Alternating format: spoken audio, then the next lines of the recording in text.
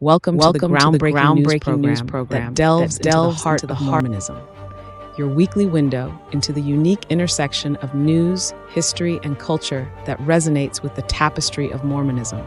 So whether you're tuning in from the heart of Utah or joining us from around the world, your favorite news program starts now, where news meets insight and the stories of our faith unfold. Hi, everybody. Welcome back. This is like deja vu all over again. Yes, the newscast was just last night, 24 hours ago, but we know you can't get enough of us. This is our very special edition of kind of the newscast / Mormonish, because this is our time slot / Mormon discussions. Anyway, the gang's all here. That's what we'll say. It is Tuesday, December the 3rd, 2024. I'm once again joined by my newscast co-host, Radio Free Mormon. How are you this evening? I'm fine. I have some breaking news, though. The aliens have just invaded. Landon told me that. He was reading about that. Oh my gosh. All right, hold on. Let me introduce everybody and then we'll get to that. Bill, how are you doing this evening? Back again. If I was any better, there'd be two of me. Ooh, I love it. And you may recognize my other co-host. I'm the girl that has a million co-hosts from Mormonish. It's Landon. How are you tonight, Landon? I'm doing great. Yep. Yep. Wherever temple news is happening, Landon has to be there. So also he's the only one with a professional builder's background. So there are things that he comes in handy for, like reading schematics and understanding You can stop there. Yeah, exactly. Okay, RFM, please tell us about the aliens. Actually, I should say up front, so this town meeting that we're here for tonight, this is the Fairview Town Council, and it's going to start in about half an hour. But we're here half an hour early just to do a little background commentary, some jokes, little tap dance, little puns, things like that. And then we'll check in with the meeting. It's not going to be the first thing on the agenda, but I've been told it's bumped up toward the top, and they'll be discussing the temple mediation, which is why we're all here. So, but before that, I hope they have the chair screwed to the floor. Oh, it's going to be interesting. I do think I have a couple people on the ground who might be able to tell us a little bit about what the mood is or things going on. But before that, yes, RFM, please tell us about these aliens. If you guys are all familiar with the Backyard Professor, our friend, Carrie Schertz, in the last month or so, he has been going crazy broadcasting about everything UFO, all kinds of aliens. The other day, RFM, I'm on my, sick bed, very susceptible to anything I read, sends me one of Carrie's videos. The aliens are landing and invading today. And now RFM is telling us it's happened. Just in time for Christmas. It's like... where are they? Where should we... They've invaded. I don't know. And I'm sure that even if nobody sees them, it will have happened.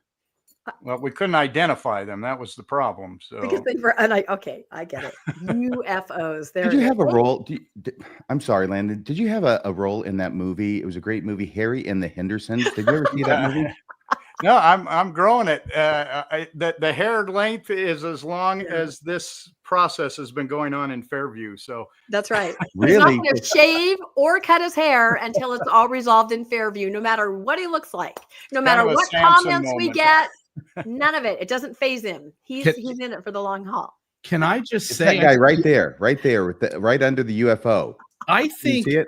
I think watching how his channel is doing, I think we all should be covering aliens and not Mormonism. Over 200,000 views. Pretty much. Views are going into outer space. Yeah, 398,000 views. He's gotten like 15,000 subscribers in 2 weeks. No, we talk about this all the time. Forget Mormonism.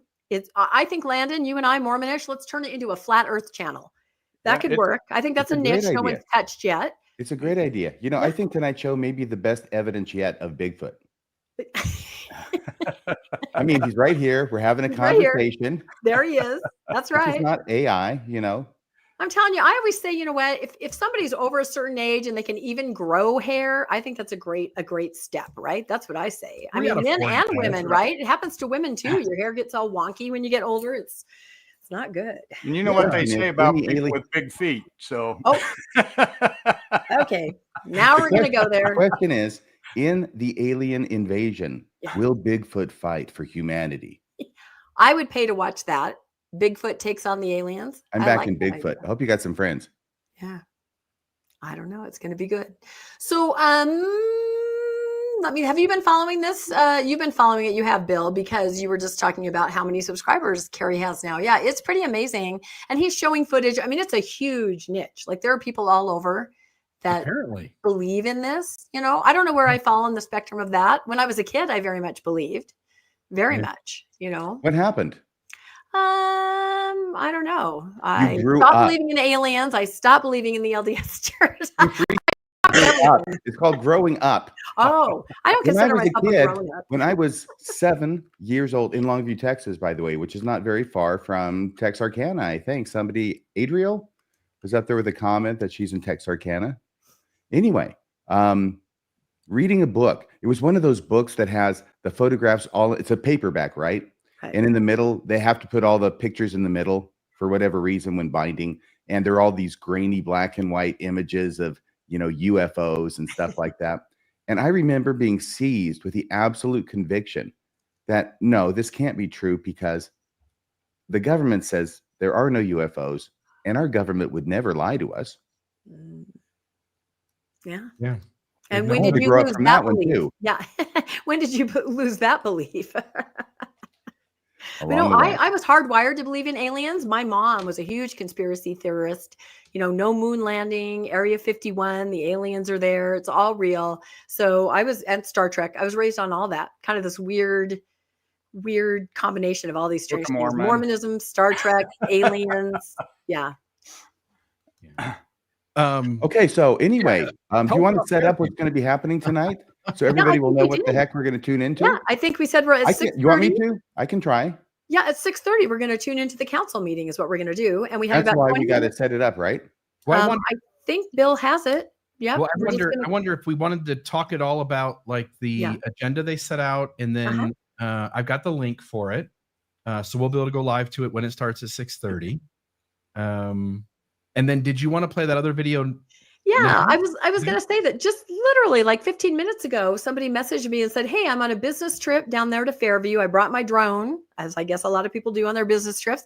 And he goes, "I just wanted to make a little kind of shout out to Fairview." And I thought it was really good. I asked him if it was okay if I shared it on different sites and if we shared it tonight. And he said yes. So I think it's really nice. It's very well done. It's just some beautiful shots of Fairview and a little bit of commentary that kind of brings it all home. So yeah, let's show that. We maybe before we start that should tell a little bit about what this meeting's for those people who aren't aware of what is happening here. You want to talk about that? You can do it, Landon. Go ahead, Landon. So basically, the church entered into mediation with the city with the town of Fairview about the temple height. As most people know, the town turned down their request for a building permit, saying it was too large, it was too tall, and surprisingly, the church actually came back with, as those who are following it might remember, that they came back and said, "Oh, we'll reduce the steeple 15 feet," and then they called that a significant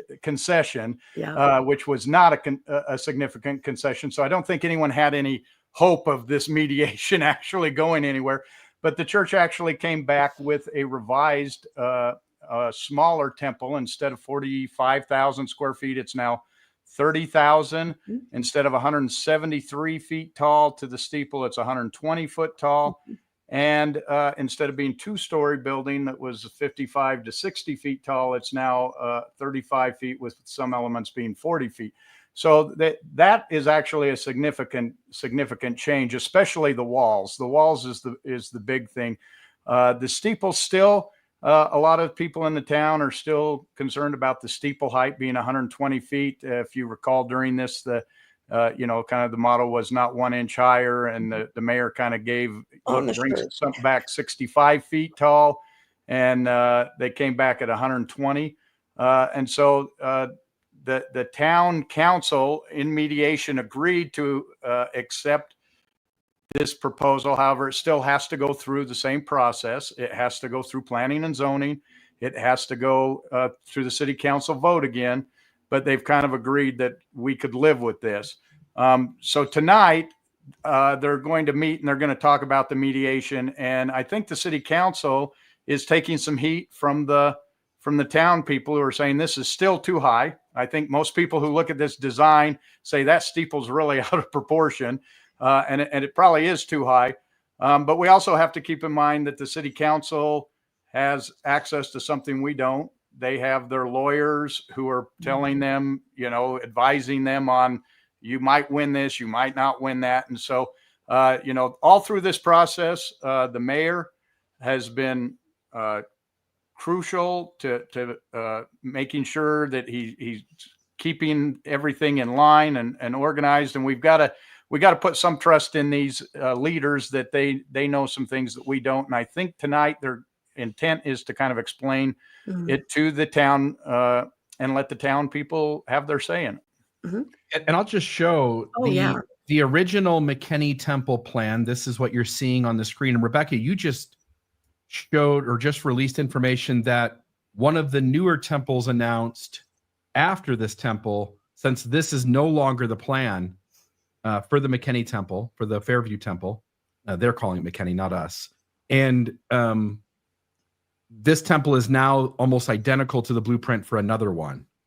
For Federal Way. They just released it. And I'm like, that looks awfully like the former McKinney, Texas temple. So same dimensions, everything. And again, that's just something that the church submitted to the town of Federal Way. It's the Tacoma Temple in Federal Way. Of course, that town has pretty strict codes and ordinances. We'll see what happens there, but it's pretty much a dead ringer for this unused design. Maybe they're just recycling. Yeah, and they're just as far out of code there as they are in Fairview. Yeah. So this one was 173 feet tall. This here is the adaptation, which has the building part of the structure being significantly less, but now the steeple is a little different shape, and it draws attention to it itself in a little different way, doesn't it? Yeah. I think it's trying to fit into the surrounding environment by being shaped like a silo. It is. It's a grain silo for Do you rural think that looks like a Texas. silo, Rebecca? Sure. Yes, I do. I'm sorry. Every time it flashes on the screen, oh my God, did I just say that? Every time it shows up on the screen, I just start to smile and I can't help it. It's like that Mary Tyler Moore episode where the clown dies and everybody's laughing and she's serious. And then she gets to the funeral and she cannot stop inappropriately laughing. This is what I'm doing. So I apologize. Chuckles the clown. It's the cold medicine. A little song, a little dance, a little seltzer down your pants. Remember during the previous meetings, the lawyer for the church got real upset about the fact that Fairview had an area for sex-related businesses. Yes. I guess they just had to have a place of their own. Have the last word there. And move it into their temple site, because that certainly looks like something that you'd see at a sex-related business. Just aesthetically, though, the proportions, regardless of what it may remind you of or not, the proportions I feel are kind of off on that building. So I don't know. And maybe that's what they'll talk about tonight. Maybe there's some things that can be done. I know there are other buildings. This is similar to the Austin Temple, and it has some kind of a dome on it, like a metal dome, I think. So again, this is just a drawing. We don't know exactly what it'll look like. So I'm not sure that this design is going far to put down rumors that Mormons practice orgies in their temple.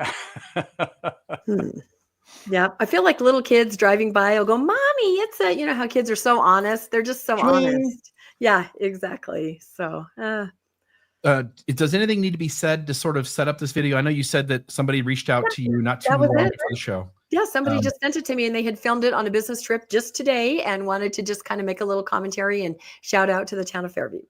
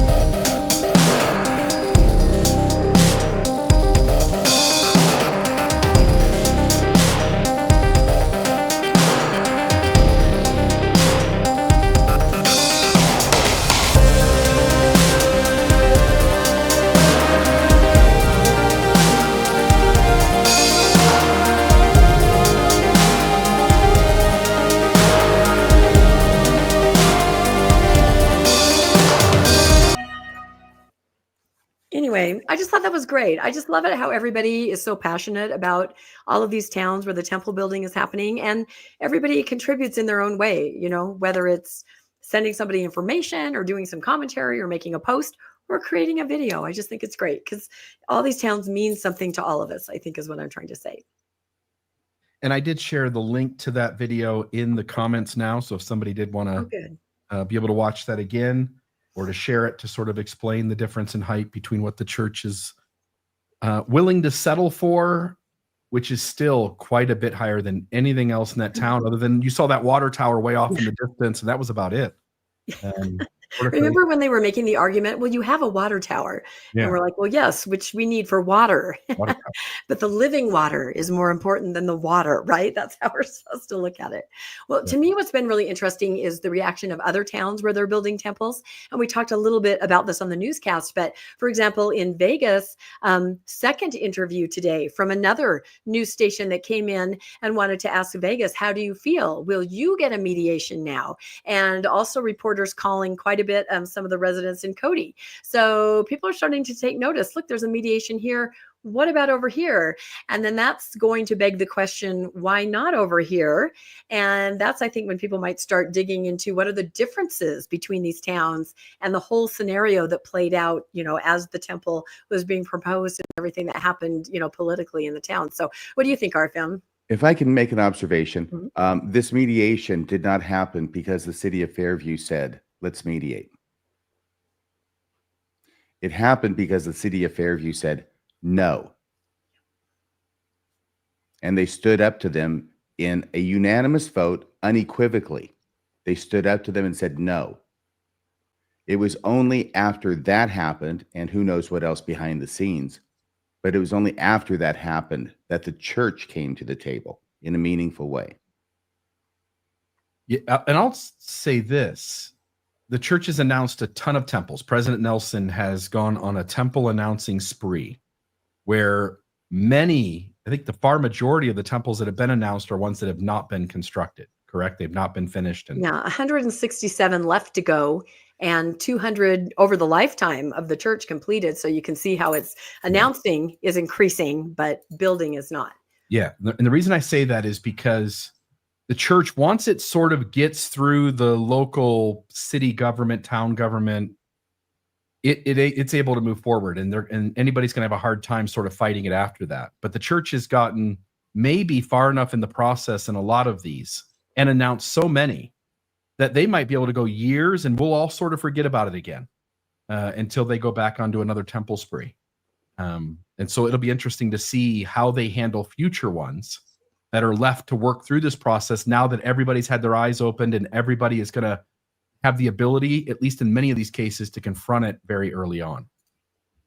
Yeah, that's a really good point. Although I do know that behind the scenes, there are things in the works, strategizing on how to increase temple building, how to streamline it, having conversations with architects and planners on how they could, instead of 6 to 8 temples a year, put out 20, 30, and when we interviewed Laura Lee Hall about this, she said, yeah, there's a huge bottleneck. And she's the former chief temple architect of the LDS church before she was excommunicated and no longer the architect. But she said their process has not changed. You can design as many as you want and announce as many as you want, but until you decentralize, is what she said. And, it's come up with some way that there's just more of a massive, and Landon probably knows more about this than I do with the building, but I predict, since I've heard behind the scenes that this kind of stuff, this talk is out there, that they know that's a problem. And so I think we're going to see 20 towns at a time that are going through this process that are going, hey, wait a minute, I think it's going to be everywhere and impossible to miss. I feel like if they were being good stewards, they should take the chapel buildings and the stake centers that are having to be sold because people are leaving the church and not attending, and take those properties and convert them to temples. Didn't you hear that when you were younger, that there would be, or maybe not, because absolutely. you were older, younger. The one in Jerusalem. Every street corner, there would be a small, there would be a smaller temple. And that was kind of what Hinckley was trying to do. The neighborhood temple that was small. Yeah. I heard that all of those buildings, and you're right. Selling building one. Makes no sense. Didn't hear that, but I heard the variation, which was that the stake center of the church building in Jerusalem is structured in such a way that overnight they could convert it to a working temple, because you know it has to be there when Jesus comes again. That's right. The work must go forward. So much work, so much. It'll be interesting. Were you going to say something, Landon, about construction? No, I was more thinking, that the church is going to learn something from what's happening here at Fairview. First, I think this is the first time outside the Mormon corridor, or the Morador as we call it, where they're in a town that is not prominently LDS, and they're getting pushback. They got pushback in the other towns, but there's a large Mormon population in those other towns.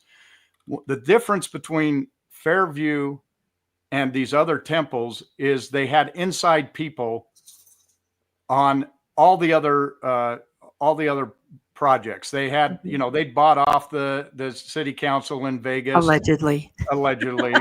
They had members on the committees on all of the other temples that we've been seeing go through, that are there pushing it through.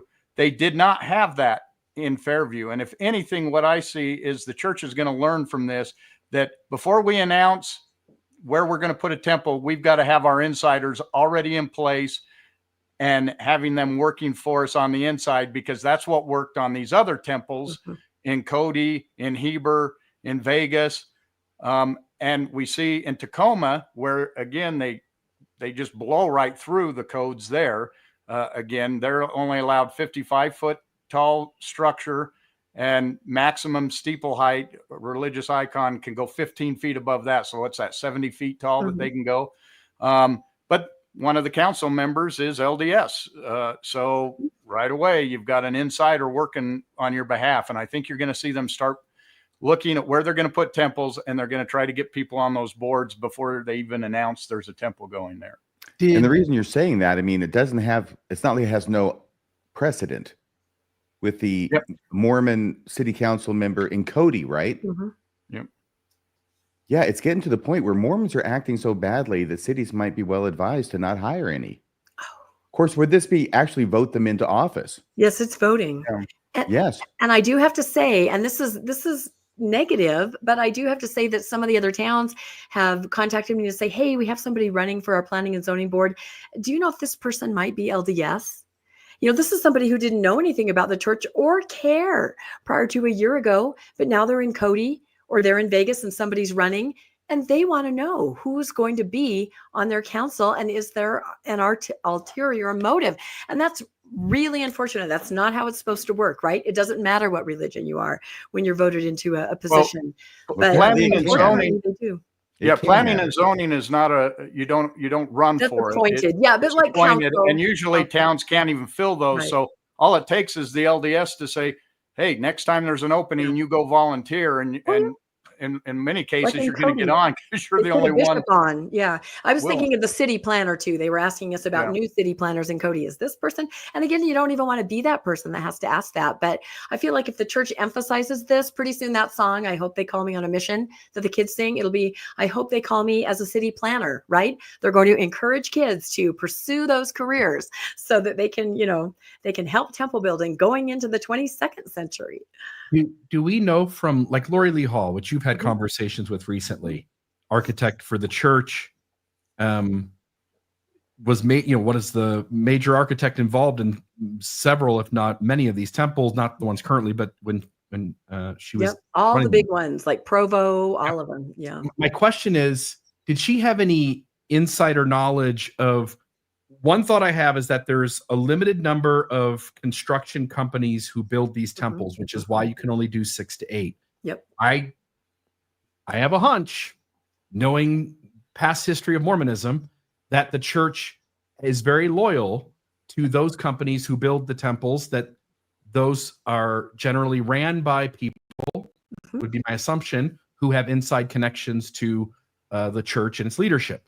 That, in other words, it's you scratch my back, I scratch yours.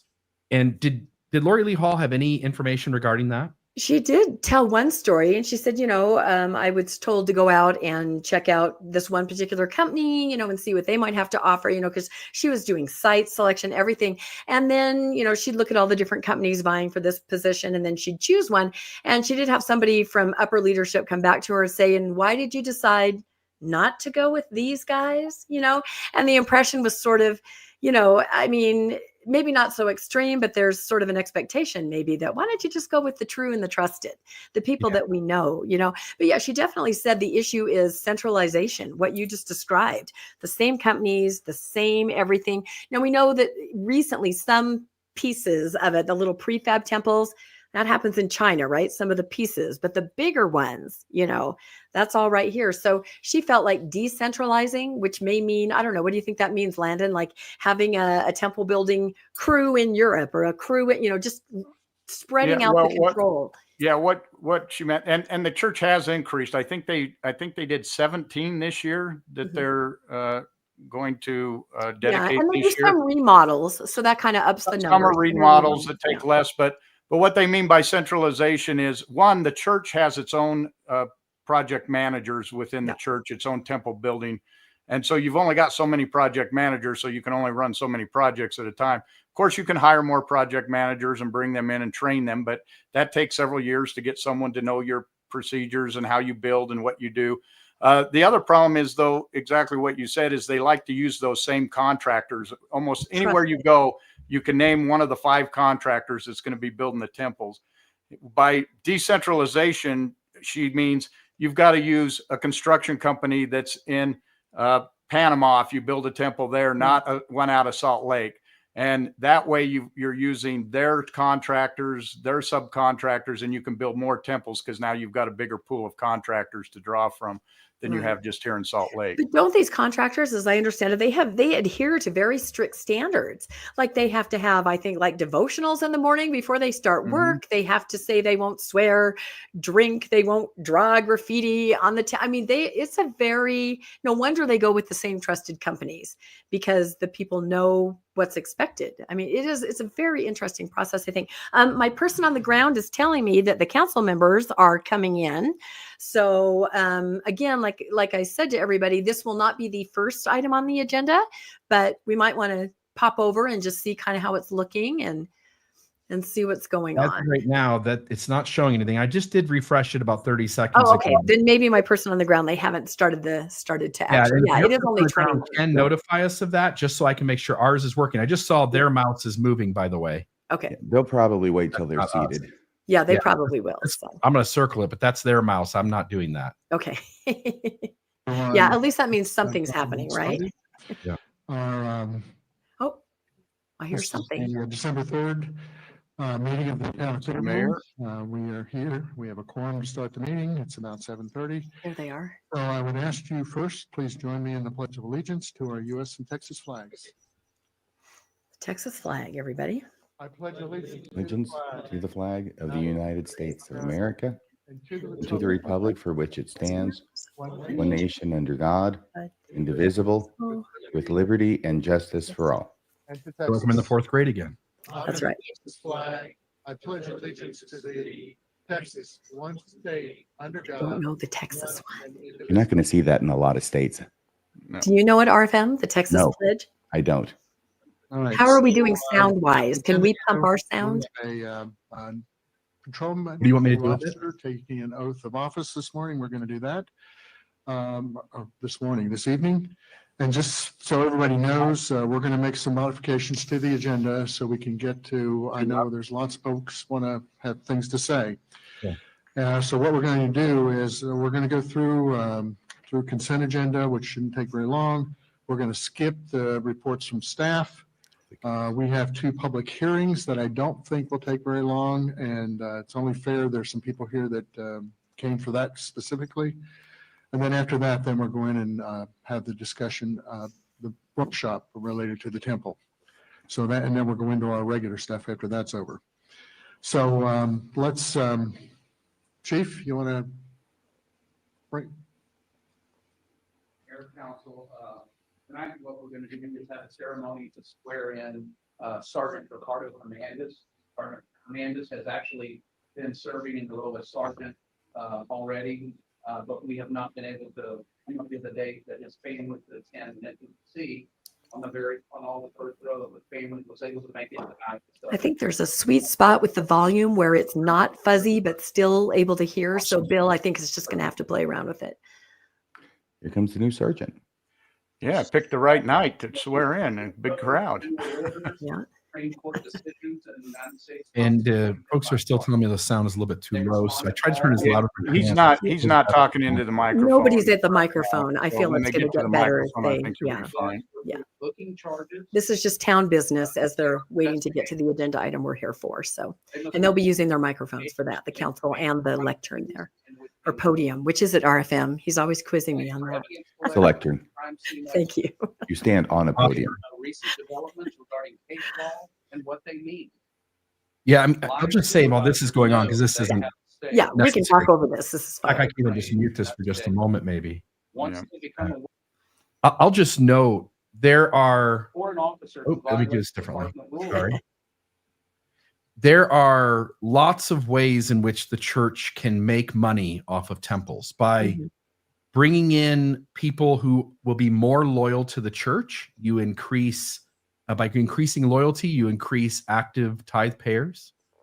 If the church has a hand in the residential neighborhoods that go around temples often, if that's a true thing, I've heard that is truth, but I don't know that. If that's true, that's another way the church makes money. If the construction crews are the family and friends of top leaders of the church, then that's another possible way that the church essentially brings money into the pockets of people it wants to. And then when you look at just the land development, not just the properties, but anything else that goes into sort of picking the land, the houses come in, those are going to be nicer homes because Mormons can't wait to live next to a temple. All of us in our prime days of activity, we all sort of understood that it would have been really nice to live next to a temple. And so there are lots of ways in which I think money can be made by the church, by its subsidiaries, and by the friends and family of those who lead it. And there's no way we can even know, because the church would never even have an open conversation about what that process even looks like. So No. do you guys have any thoughts on that? I have another. Oh, go ahead, Arfem. Oh, I didn't. Oh, I thought you did. Sorry. Was it Landon? Did you say something? Landon. Okay. No, I totally agree with you. And everybody spends a lot of time trying to figure out exactly how this works. And I think we can guess. We have ideas, but nothing confirmed.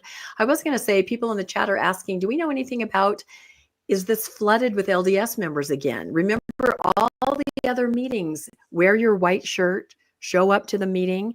I've asked my person on the ground.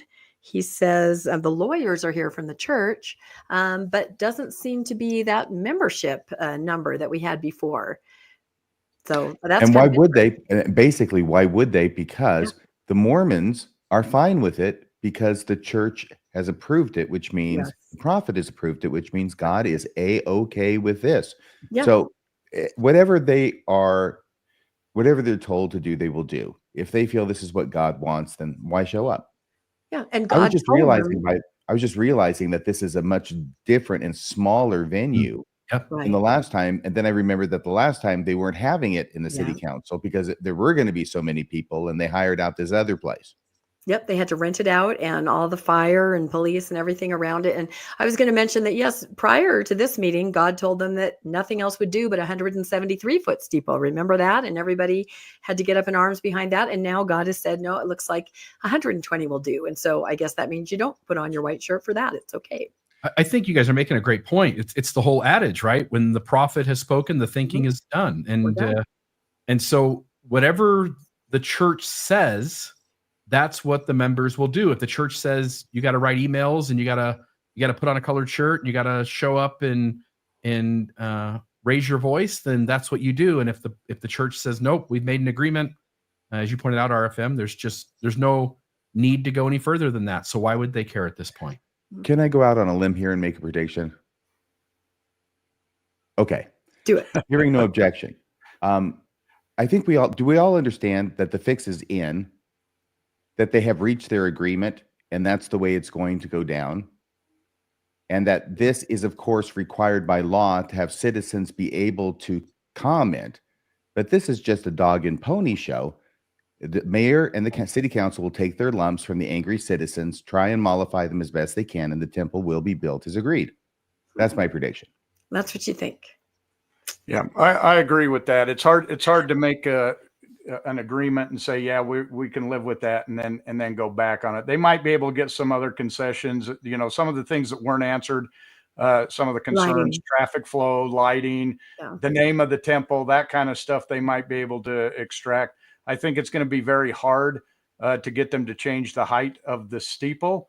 Although I think the best option at this point is for the LDS people to realize that it looks like a giant phallus and that it might behoove them to lower it and make it look more proportional, just to make it look more aesthetically pleasing. To me, I think that's the best option they have right now.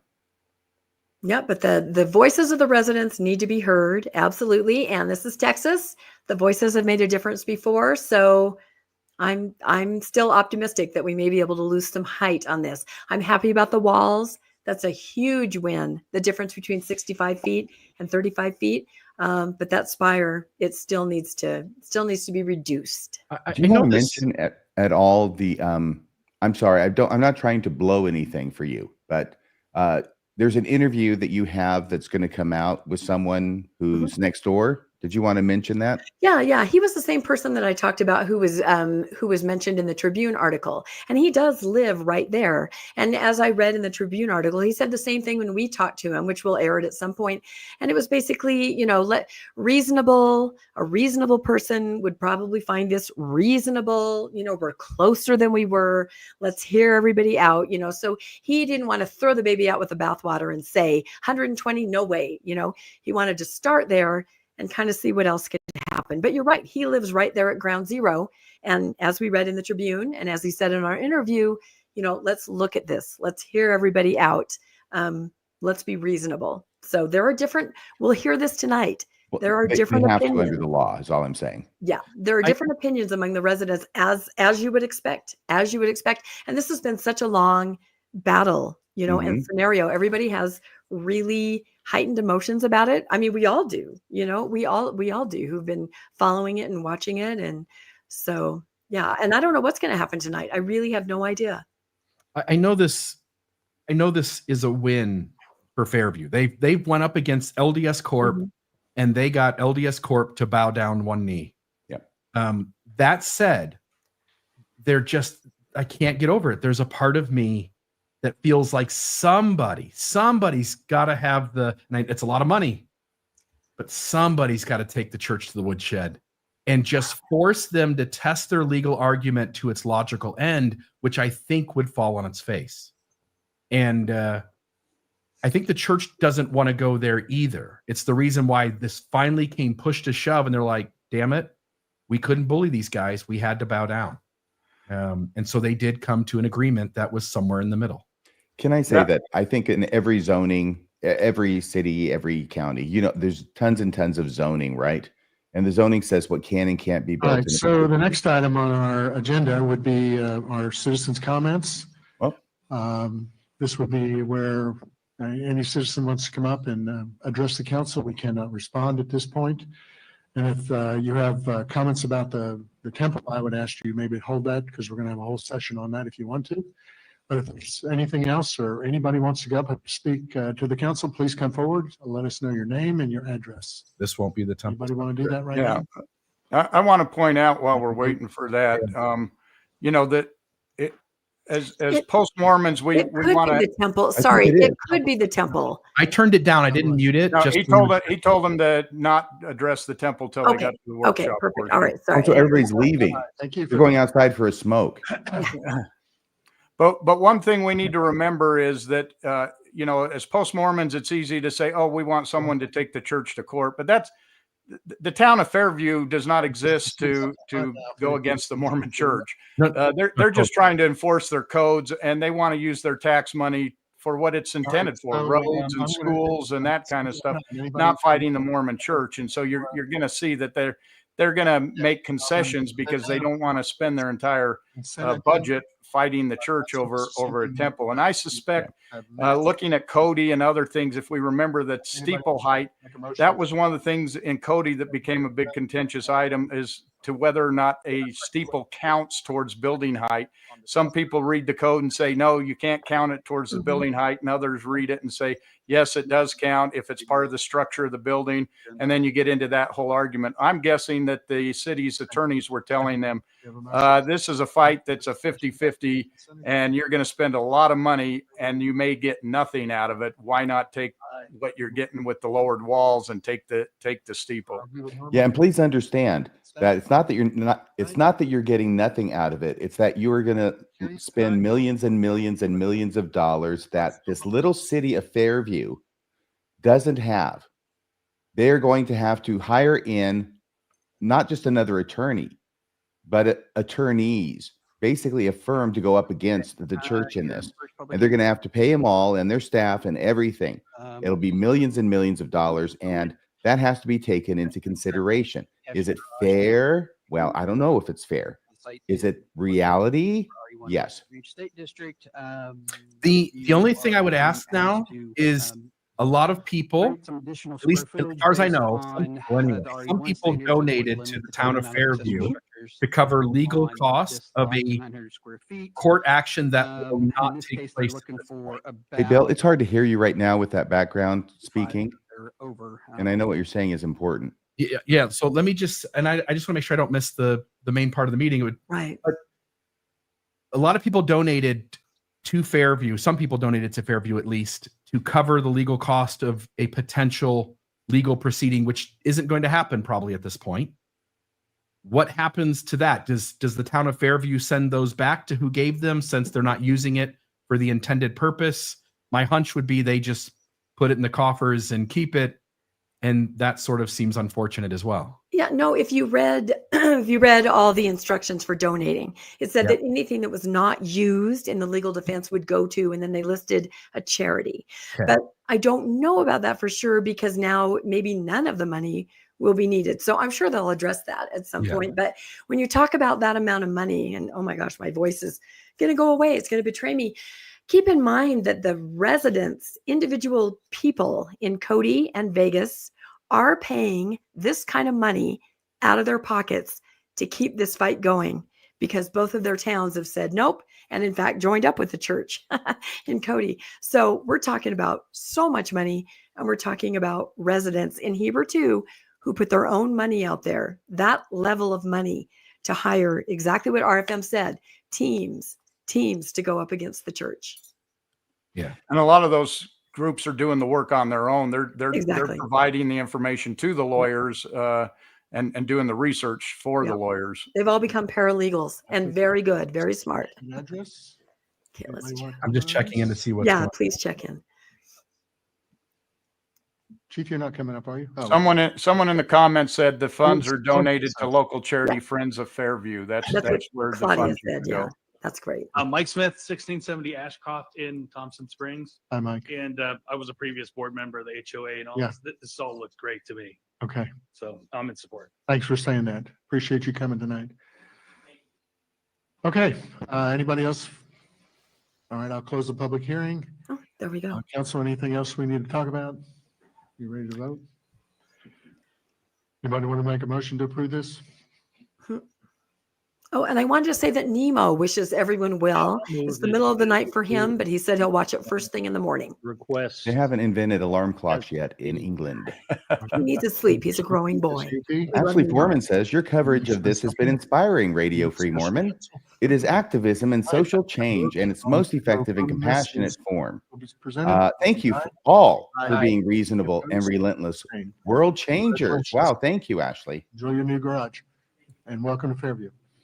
Well, our second public hearing tonight has to do with billboards along US 75. Israel, you want to tell us about that? Boring. Billboards. All right. Mormon stories, billboards along the freeway. What I was saying earlier was that it was about zoning. And we all know about zoning, I think. And those are the rules about what you can build in what areas and how high, which is of a special concern here, obviously. the fact is that there are zoning ordinances for a reason, but there are frequent exceptions granted by the city council or whatever the governing body is to those zoning requirements, and those are called variances.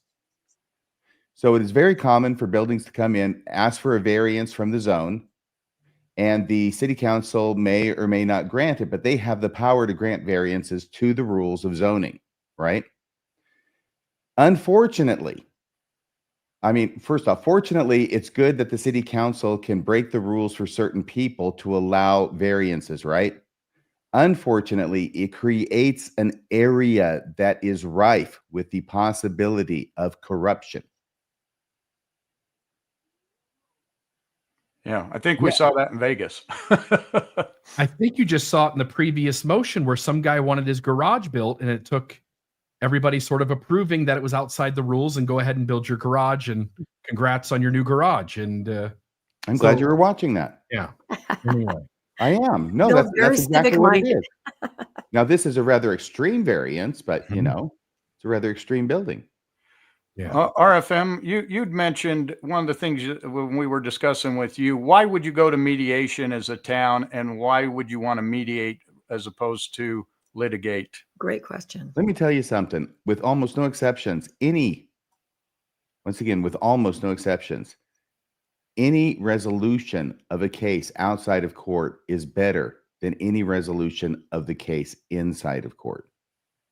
If you can come to an agreement between the parties, that is the ultimate resolution. Because let me tell you something, courtrooms are not where justice happens. Courtrooms are where injustice happens. And the best way to keep your case intact and in your control is to keep a judge as far away from it as possible.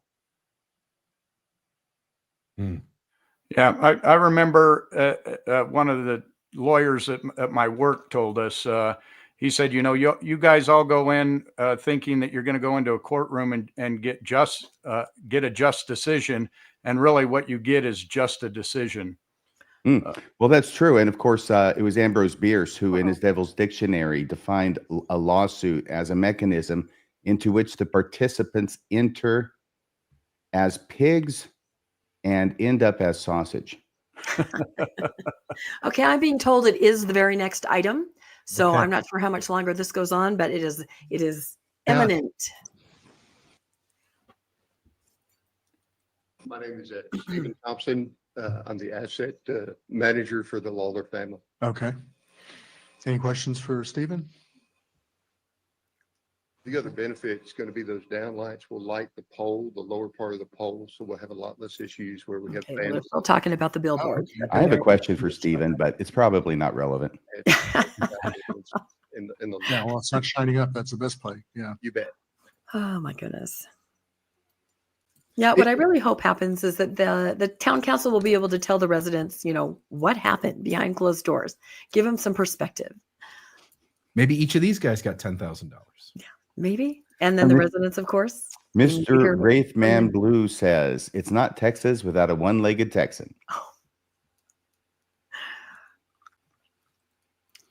It is interesting to watch all of this unfold. It's been interesting to watch the LDS Church be so stern about what it wanted, didn't care that it violates sort of the law of the land. They're then looking for this extra loophole, which allows, if you can justify it, you to get away with anything.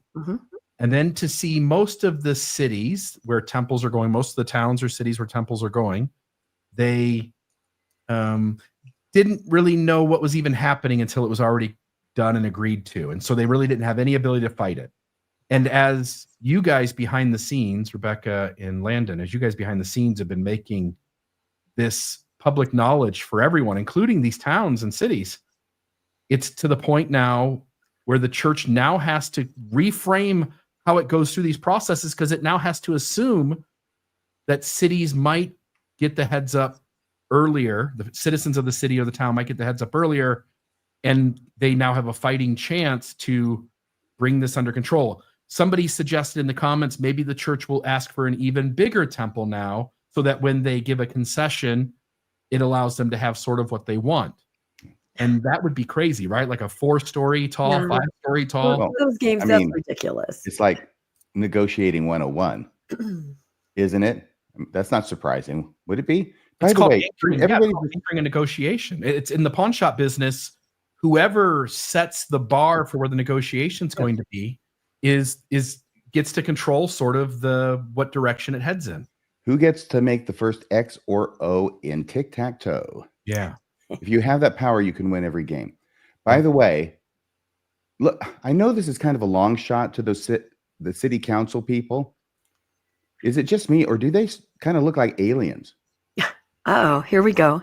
I think the invasion has occurred. The invasion is starting. Everybody go check And what out color did they channel. choose for their t-shirts? I ask you. I don't know. I can hardly see them. It's on you.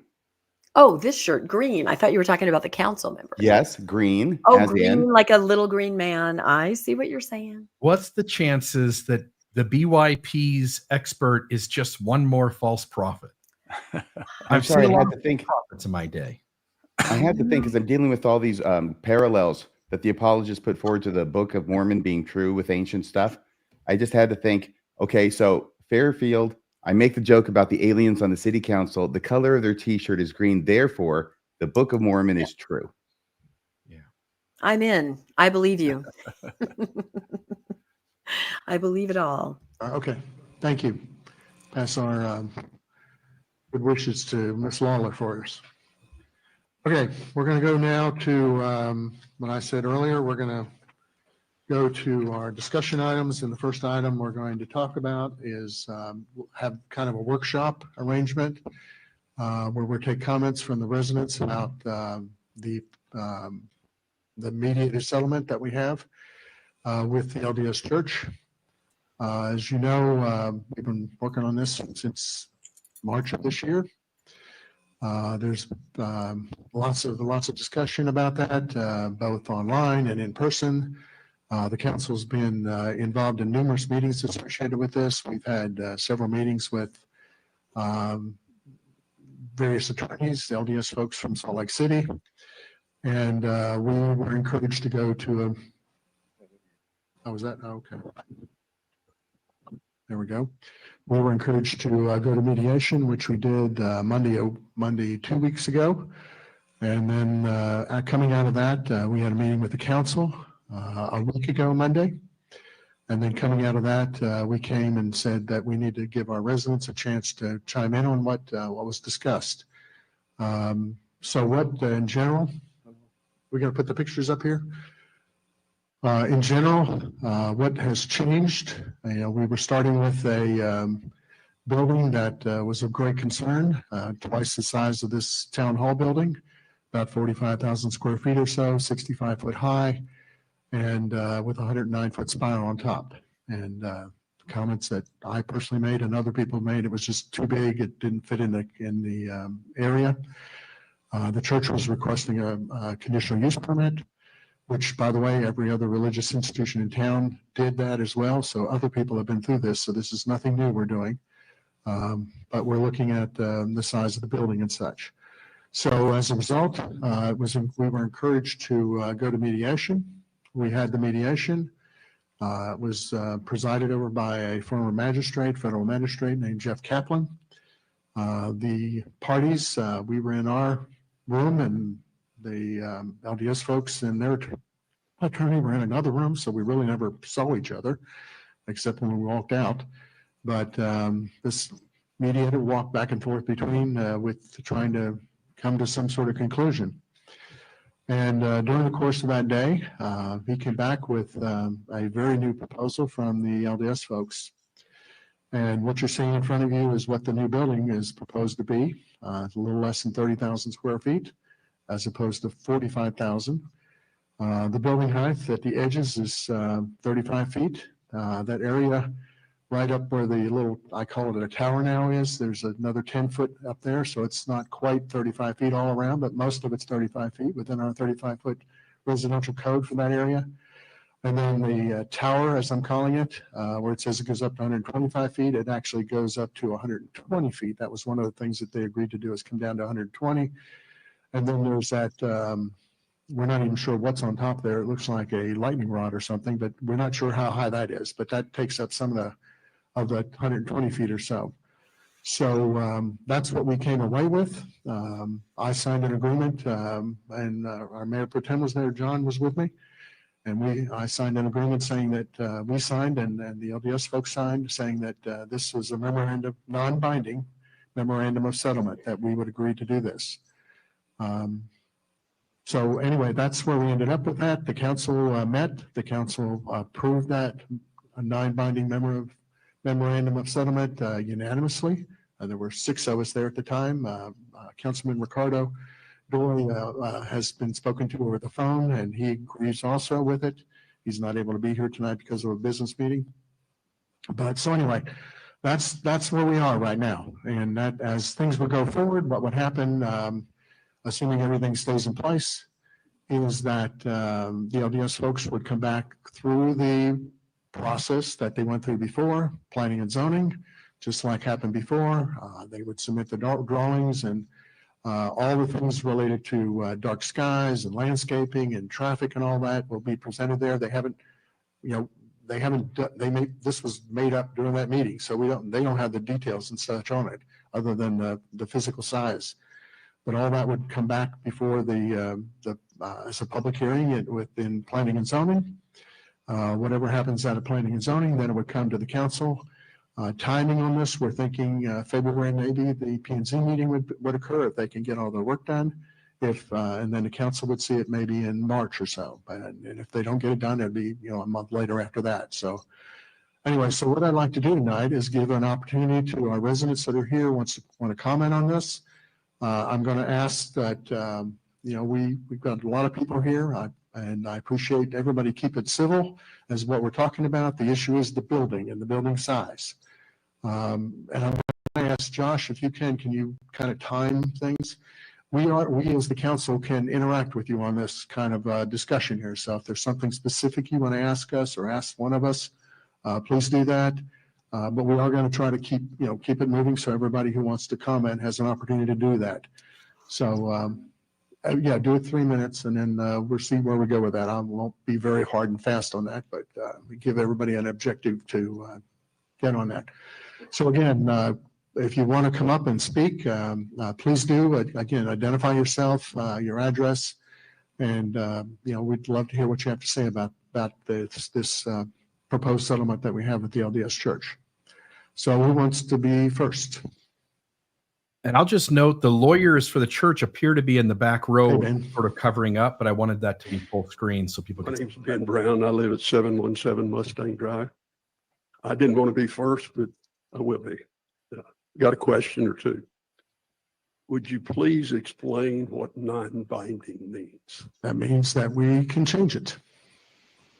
Secondly, I look at the details that we have, single story 2-40. I have no idea what that means. So single story 2-40, we didn't know what that meant either, by the way.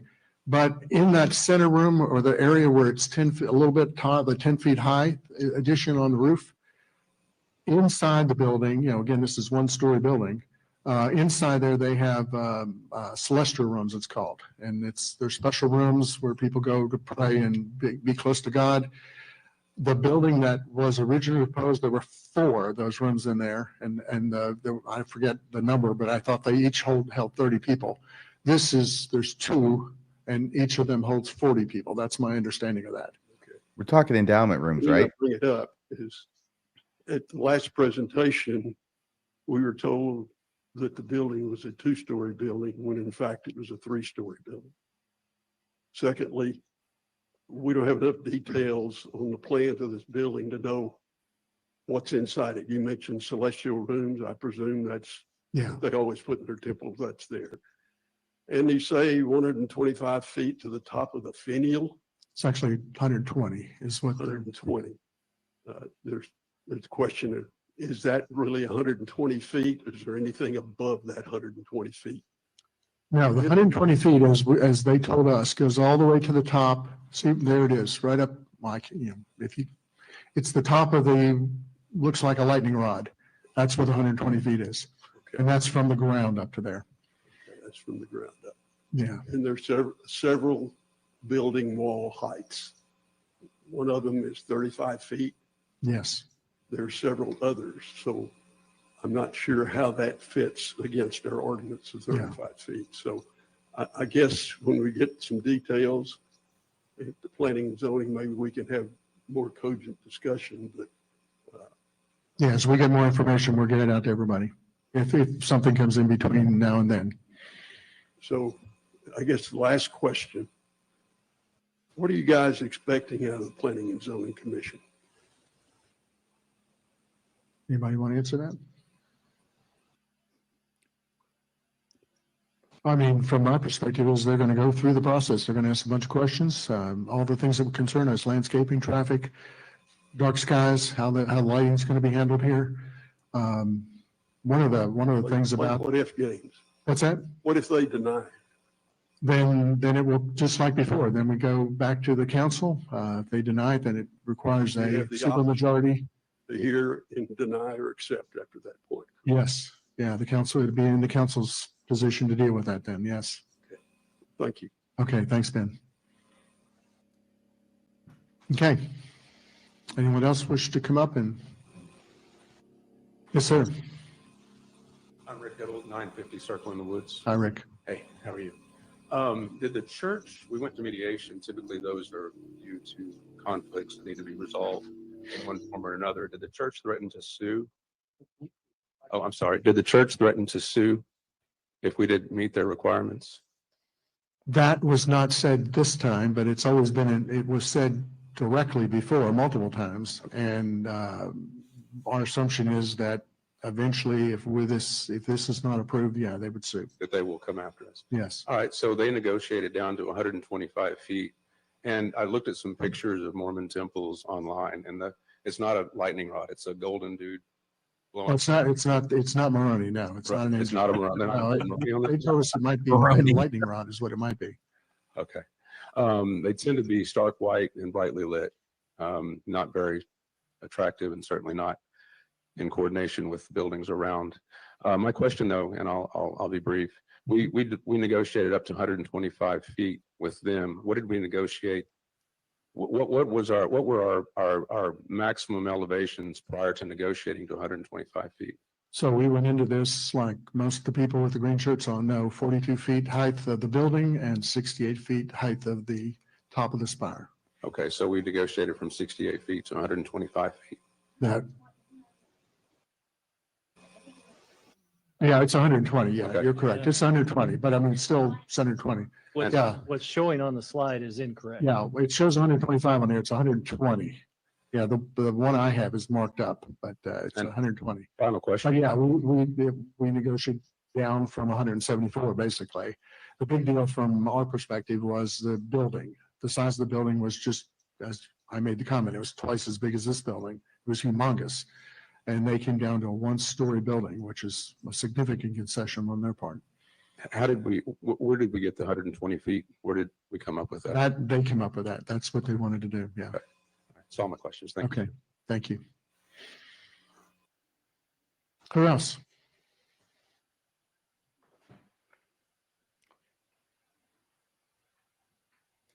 Whoa, the spirit is moving. Hi, Lisa. Kentucky Lane. Yes. So with the 35-foot on the sides and then it would go up 10 foot. So would the new precedent be 45 feet? Because the precedent now we said was Well, 22. yeah, I mean, that's a concern that everybody has is, are we setting a precedent for other places? I mean, from my perspective on that, I understand that completely and that's a concern to me. But the other side of that is there's like one other lot in town that somebody could build something on, which is the one next door to this. And we already know who's going there. I don't know what they're going to build, but it's a very small church in Allen right now. And I'd be very surprised if they build a very big building there, to be honest with you, but I don't know for sure. Future though. What's that? But for future, Like if they were to come, if someone else were to come. Right. Well, anybody coming would have to go through the P&Z process, just like Right. everybody else did, the CEP process. They would have to do that too. And yeah, but you're right. Yeah, because we have the. Just asking for clarification. No, that's a perfectly legitimate question, Lisa. Okay. Thank you.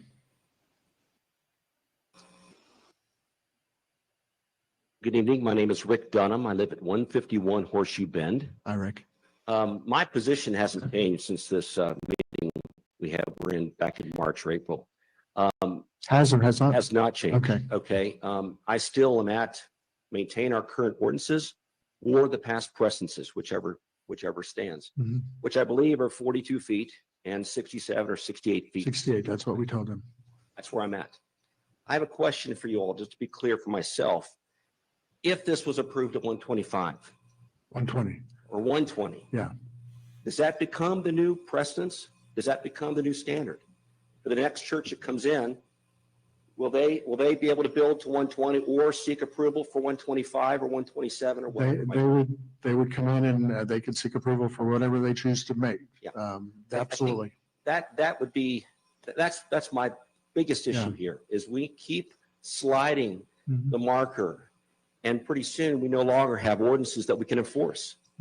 And I think most of us moved into this community with the understanding of what the ordinances were, and we're changing those rules, and it affects the people that have decided to move in this community. I'll tell you a real quick story. When I built my house in 2011, the building inspector came out to my house at framing stage, climbed up the top of my roof and dropped a measuring tape down my foundation. You know what he measured? 35 feet 9 inches. Is 35 feet 9 inches close to 35 feet? I'd say it's pretty close, right? But is it greater than 35 feet? It is. So guess what I had to do? I had to pay my framers to remove the framing, had to buy new lumber, and I had to pay my framers to reframe my house, my roof. Okay, did I want to do that? No, I didn't want to do that. But that was the requirements. That was the law. I followed the law. Okay, so my point of view is the LDS Church may not like this, and I get it, but they'll get over it just like I did, okay? As long as they follow the law, we'll be just fine. But if not, I stand firm.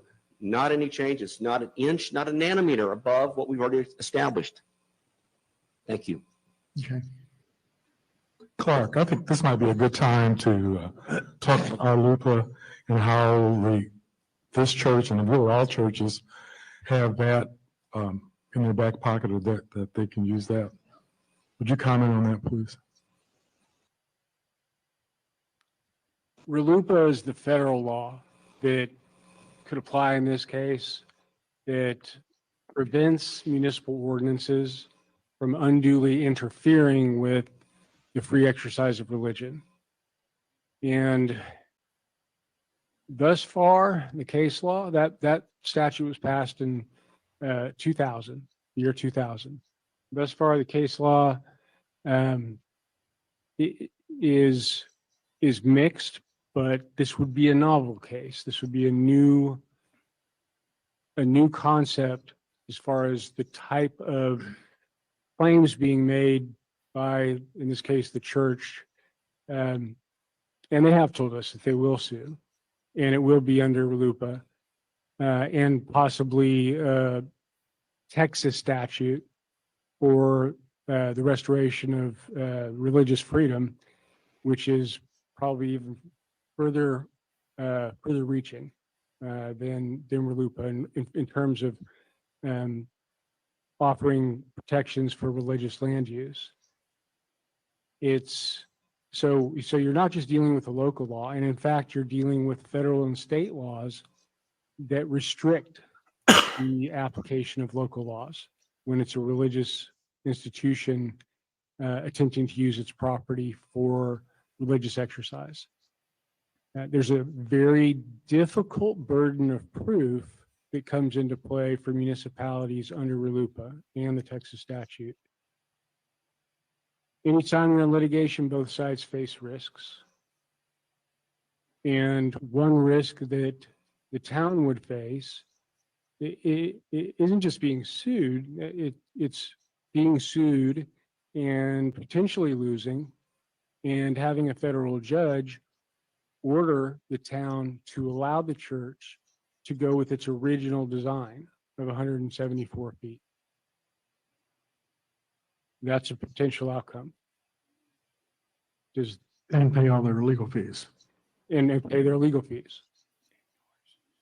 And what's the cost, just estimate, a range of what that would cost? Billions and billions. For legal fees? It's really difficult to predict accurately what that could be. But in some discussions, we've estimated that could be in the neighborhood of multi-million dollars. Okay, and Julie, where do we get this money to pay for those fees? The only source that we have currently at this point would be town reserves, general fund town reserves. And we're thinking that it would be at least, if it, no matter which way the first court decided, we're probably looking at 1 or 2 levels of appeals after that. Potentially, yes. Which could be incrementally more legal fees on both sides. And we cannot recover our legal fees if we should win. Is that correct? That's correct. This would go, if this goes in the federal way, it would be first taken in court in either Plano or Sherman in the federal court system. Depending upon what happened there, the next step would be to New Orleans. So we'd be paying people to go to New Orleans. And then after New Orleans, then it's the Supreme Court. This could be enormously expensive for our town. Essentially, you certainly use up all our reserves. Yeah, well, our general fund's around $12 million. $6 million. $6 million, okay. And the LDS church is worth $275 billion. Wikipedia. It's yeah. And so one of the concerns that we all struggled with was, would we be a good steward of the town's money if we went to court with this? You know, sometimes we could win and we could lose, or we could lose and we would really lose, just depending on what happens. That's some of the thought process behind this, just so you would know. Hi. I'm Nikki Smith. I'm 1670 Ashcroft. My initial thing is it's still too tall. I felt that we, conversations I'd had with you and other people, that we all understood that this height needed to come down. My second thing initial is that tower, is that people can go up in that tower.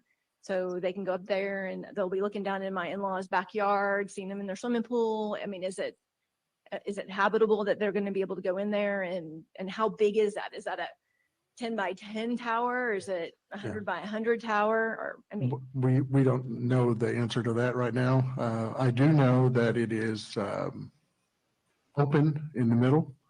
There's, they're not like stairs going up there. It's open.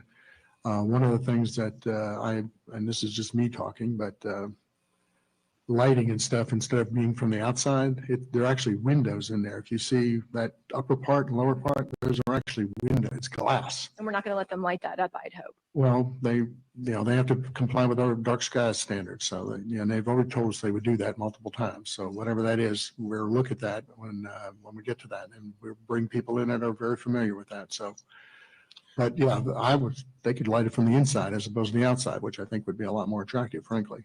But anyway, we'll see where that goes. We don't know the answer to that. Right well, I think the tower is unoccupied. I think anything above that. I mean, if it's occupied, if people can go up. No, there, I don't think it's not occupied. I It's just not. think we need to be very careful because we've been deceived and lied to about this structure. Right. No, I don't, it's not, that's never been talked about, that it was occupied or occupiable, that there's steps or something to go up in there. Okay. And I think that the town's been pretty clear that we don't want 120 or 125 feet, whichever one that is, that's still too tall, that it needs to come down. Obviously they have a right to have their temple, and there is no religious issue here as far as that. I think the town's been very clear about that there's no, we want them to practice their religion as they want, but we don't see the need for 125 feet to do that. And I don't know, it's really erect. So I just think it would be a lot nicer if it could come down in height, and maintain what we have, because you are setting a precedent. You can say, oh, there's that one lot left, but this is residential lots. We have lots where houses can be torn down. It could be my neighborhood where they decide to tear down someone's house and they're going to, create a religion and build something there. So I don't think we can sit there and say, oh, well, there's only one lot left, so why do we have to be concerned about that when you're letting this happen in residentially zoned areas? Okay. So I think you do have to look at the precedent. Good point. Thank you, Nikki. Any comments on that, Julie or Clark, about suppose they go into a church, a religious institution, goes into, there's a lot in River Oaks too. That's an acre. Somebody wanted to build a church there. Could they build a church there? There's no HOA in that neighborhood. No, I mean, I would say that the precedent isn't necessarily just with respect to a certain height. Because if there's a development, on 20 acres, that's different than a development on an acre or an acre and a half. In terms of how much space that and what that ends up doing in terms of visually, and whether or not you might judge that to be out of place. So you would take in a number of factors. So to say that there's an absolute precedent, if it's approved in this case, in terms of height, that's going to always apply everywhere else. I think there's some room for some individual judgment through the CUP process. Hi. Hi. I'm Pamela Saylor. Yeah, Pamela. Hi, I'm at 199 New Chester. I just first wanted to say thank you. Talking to the mic. I just wanted to first say thank you. I know you all spent a lot of time, and I'm certain members of the city also spent a lot of time. So I just wanted to say thank you. That was a lot of work. And I know the stakes are high. So first, just gratitude. Thank you. I just have a couple of questions. How many acres is this particular lot? 8. 8. Okay. And it's in an RE1 zone. Are there any other 8-ish acre lots available anywhere? Next door to it is 5 acres. That's where the Twin Creeks Church of Christ is scheduled to go. Okay. What's that? Yeah, I know what you're talking about. Yes. Okay. Now, are these all residential? Yes. Okay. Are there any non-residential lots? Non-residential, you'd be over on this side of town or Correct. along Highway 5. Correct. So theoretical, somebody had to buy one of the buildings, like that little brown building up here. If somebody bought that and tore it down or something, I guess, because that's in our CPDD area, not residential area. So they can have different rules as far as building there.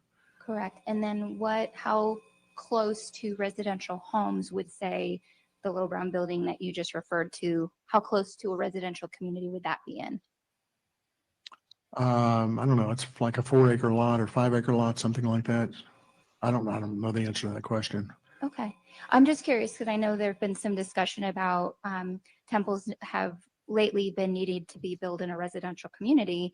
And since we have spaces available in town that are close to residential communities, I was just curious from a proximity standpoint, are we talking the other side of the street is now a residential community, and therefore that particular criteria might actually be met to then follow up with, would this building or even the bigger temple fit within those zoning rules on, say, that property?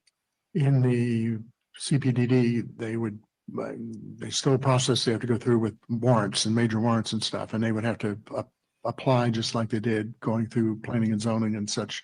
So the same questions would be asked. Okay, but is that height, just because we've been talking a lot about height, would that height of the original temple be allowed in that space on that part? I think it would be an issue of negotiation again. Oh, really? I'm sure that people would not be happy with that. Okay, I just was curious about Yeah, but- what's allowed, what's yeah. not. So thank you for your time and answering my Thank you, questions. Pamela. Well, and also thank you and Fairview United for all that you've done. ran a really good grassroots campaign. I learned a lot. I sneaked and looked on the website and saw all the things that you said, and it's just been great. And I appreciate all of you for doing that. Thank you. Yep, all of you. Yeah, Really appreciate it. yeah. People who couldn't come. The website, the petitions that you guys Next signed, door. and I learned a lot. From it. Thank you. We learned a lot from all of you. Thank you.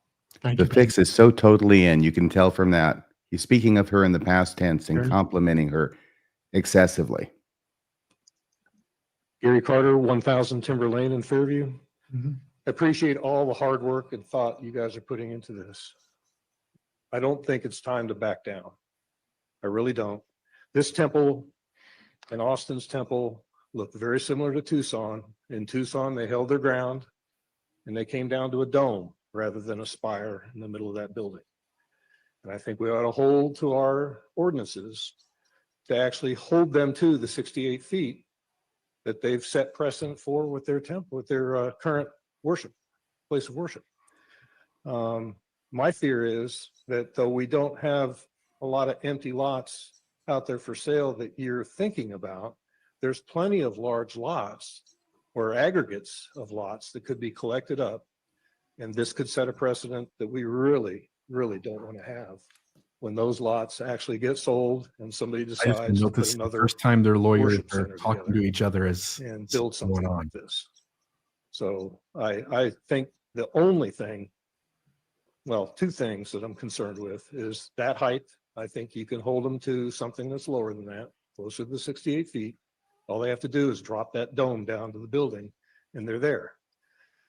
The size is great. I think getting that concession was fantastic.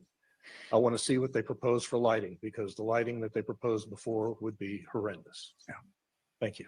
Thanks. One of the things, Gary, that they talked about, or we talked about was, there was a temple, I believe in Paris, that was 45 feet, met all the standards, but it didn't have a steeple on it. Mhm. And they graciously went on and did that. But the thing was, they didn't have a law in France like we have in the United States with our LUPA. So they weren't really being good friends or being good neighbors. They did that because they really had to in order to get the temple built. But here in the United States, we have, and I think, if anything, we need to do something about this law. This law is not a very good law. This is our LUPA law. So that's why they're sticking to their guns with what they're doing. I understand. I see our LUPA as a threat that has no substance when you look at what they're fighting here. We are not against the Mormon religion. Yeah. They're using it as I heard someone say, using it as a sword instead of a shield. Exactly. And that's exactly what's happening. Talk. That. Yeah. So that's a conversation to let our I think we just need to keep U.S. Congressman Keith Self know about that. Thanks, Gary. Yes, sir. You've been waiting. Good evening. My name is Patrick Sheehan. I live at 1309 Bethpage Court. I just want to say thank you for bringing us to this discussion tonight. When we last left in public session, there were a lot greater threats that were out there concerning lawsuits and a great deal of expense to the people of the town. What you've done is at least bring us to the next stage in what continues to be a negotiation. And again, we have the planning and zoning process still to go through, which will fill out a lot of the detail, Mayor, that you say we don't really have yet concerning this building. In terms of how the neighbors feel, I think it's probably fair to say that there are still an awful lot of people in this room and in this town who feel this is too large a building for that particular piece of land. We'd like to see it on a different piece of land. But we also recognize, as you've mentioned, sir, the threat that's out there and the laws that apply and the laws that could face could bring us an enormous bill to pay in terms of legal expenses. So I just want to say thank you for going into this mediation process. It was a proper thing to do. You've all learned a great deal about not only the federal law that applies here, but also the way that you have the burden as leaders of this community to try to find a middle ground, a reasonable outcome that can please no one, because that's what happens when you come to a final agreement on a contentious point. So I just want to say thank you again for bringing us to this point and at least getting us into the next stage of being able to consider what should be built on that property. Thank you. Thank you, sir.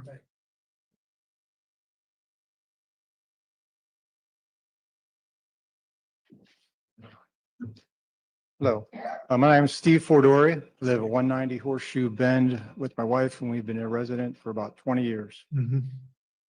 I also just wanted to thank the council for attending the mediation, all the ones that participated in that.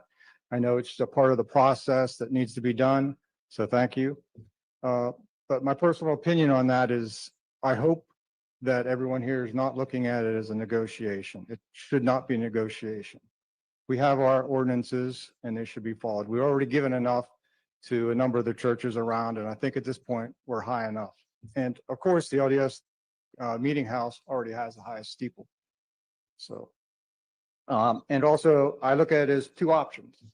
And I think this has been proposed once, building in a commercial area, right? I think that's been thrown out there to them and they rejected that. Is that true? Has that been thrown out there as an option? We have talked about that, helping them relocate into, we have some vacant land up by the airport, our commercial area. They have been, of all the things they've most firm on is they're going to build a temple on that piece of property. So they rejected that, that was an option we proposed. We're trying. We've talked about it numerous times. Yes. Okay. So a commercial building on residential land, they need to follow the current precedents, in my opinion. And agreeing to the mediation agreement, this not only sets a new residential building precedents, it also sets a precedent for the P&Z committee and the town council that now we can be bullied into proposals applied by other groups in the future. So something to think about. I've also been told that there's been a number of cups, I'm not sure if it's on this land or not, that have been denied because they didn't meet the ordinances. I'm sure that's correct. That's good for our case because we're not discriminating against LDS in that case. You know, we follow the rules and the other groups have accepted that. One thing, I'm not sure if we thought about this, any group having a cup denied in the past, and there were multiple of them, can now come back and sue us for discrimination because their cup was denied. Now the town's approving this one. Something to think about there. Those cases would not be in our favor. Because what do we have to fall back on? I'd respond on that. We'll give them some more time. Are we talking about other churches or? Yeah, I could say other, I don't know what was proposed on that land, but if somebody came back with a smaller plan than what's being proposed now, which I'm probably sure that. What's been proposed in previous. Yeah, they would say, oh, why did you deny ours? Commercial development. I was told it maybe was on this land. No, there was, yeah, absolutely on that land. There was commercial office condos have been proposed there. There's been Montessori schools proposed there. This McKinney School District at one time looked at putting a school building there. That didn't ever come to fruition. But the other ones, the ones that were businesses, were discouraged from even coming before P&Z because they would probably not be accepted. But we don't have any official rejections? Not in those cases, no. Okay, but there may be some out there. So if there were, they can come back, right? And say, hey, why didn't you? There haven't been any denials. Yeah. Okay, so we don't have that on our side then? No. As far as churches are concerned. Yeah, the issue is churches. Okay. So that's not an issue then.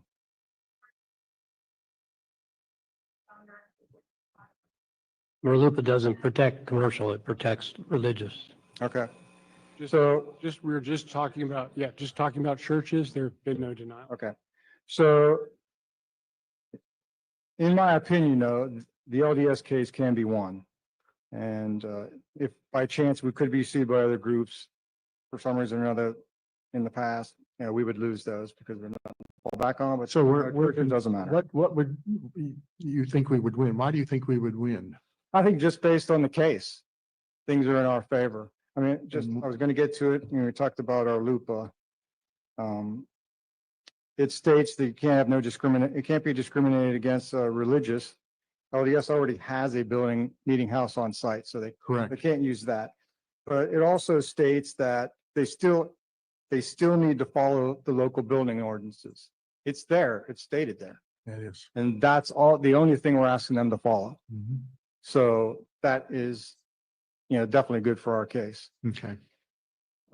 And then just to, some of the things you were saying, it looks like it's coming down to money again, of course, which a lot of things do. Well, the issue is what it would cost the town. And then if we lose, then they build the big building. Yeah, exactly. So just to finish, this is the LDS playbook.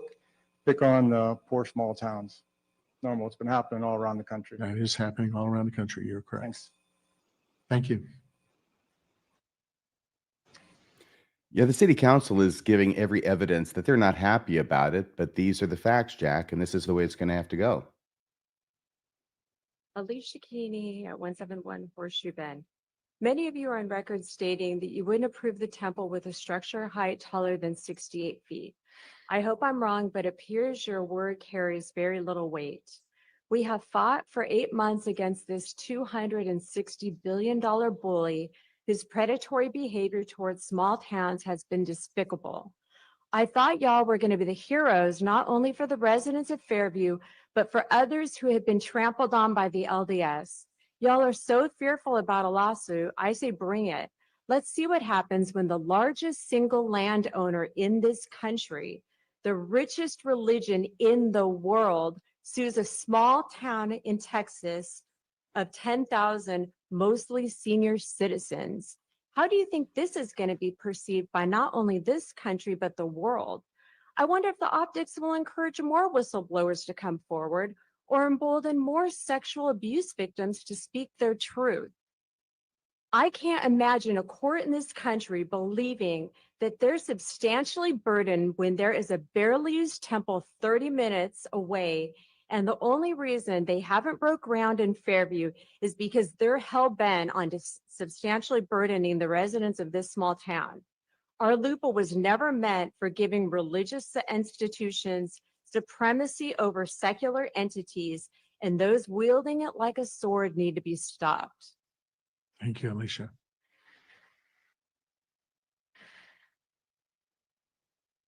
Best comment of the night so far.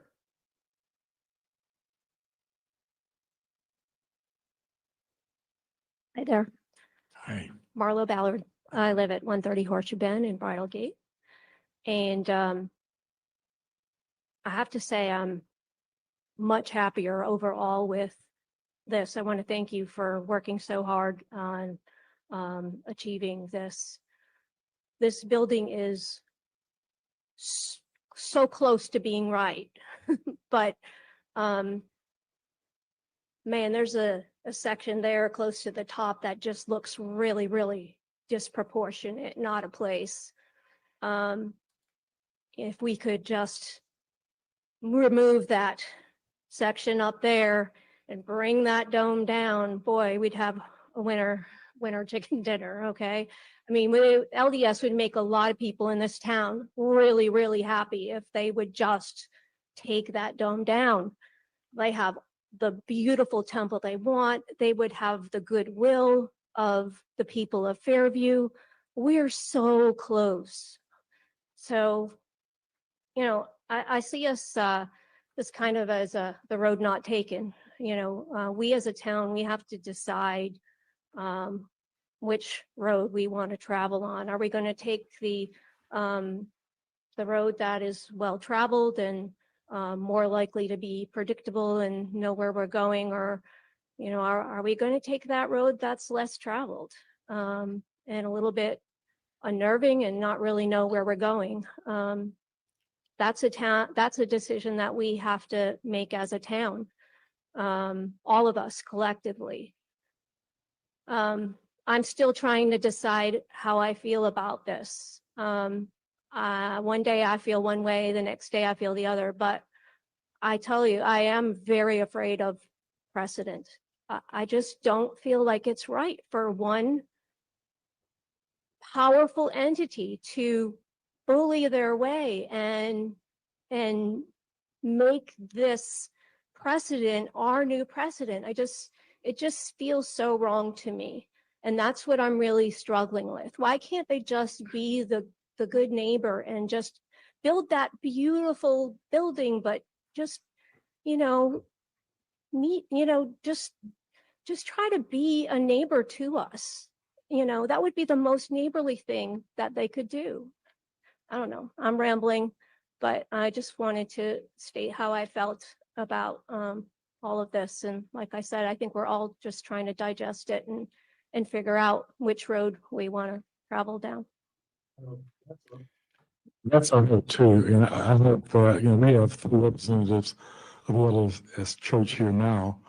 I hope they hear this and you take that back to Salt Lake City and you hear the citizens here, we want you, but it's just way out of the heights is just too much. But we're just tied right now. So I agree with you. I like your characterization of we're almost there. We're almost there. Honestly, that tall tower looks kind of ridiculous. It would look so much better with the dome. I agree. Down. I mean, it really would. Architecturally, it would look so much better. I agree. Thank you. This lady is right. They are almost there. In fact, they've arrived. Gretchen Wild, 501 Lakewood. Was there any discussion, or when it is resubmitted, it will require hours of operation? I know it will require the lighting, but does it also require the hours of operation and that type of thing as well? What do you mean by they have hours of operation? Yes. Because one of the things that was discussed early on, and there's been a lot of talk about like the architecture, but the hours of operation in some ways also seems to dictate the lighting. And so, if it's open until 9 o'clock, then there were some, if you do all the research of the other ones across the country, if it's open until 9 o'clock, then it gets to have the lighting on for at least an hour after that. Mm-hmm.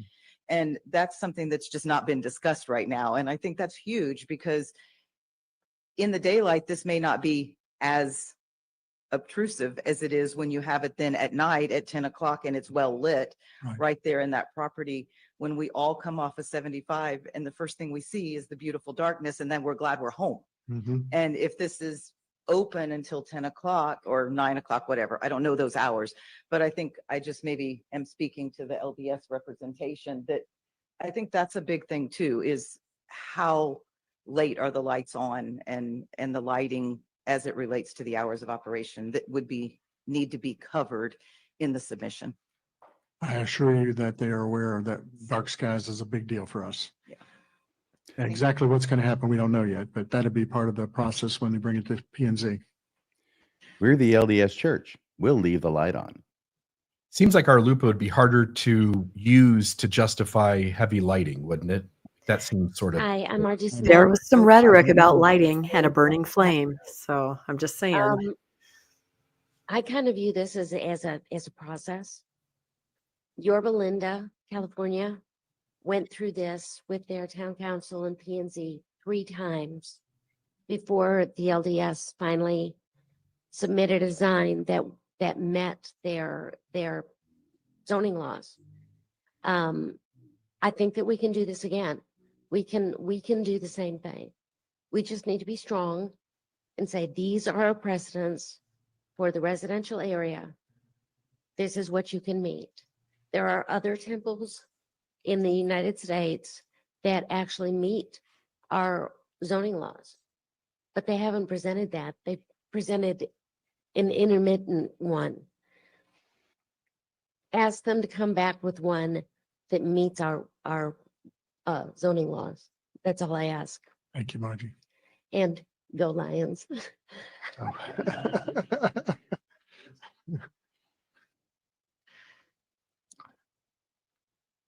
All right.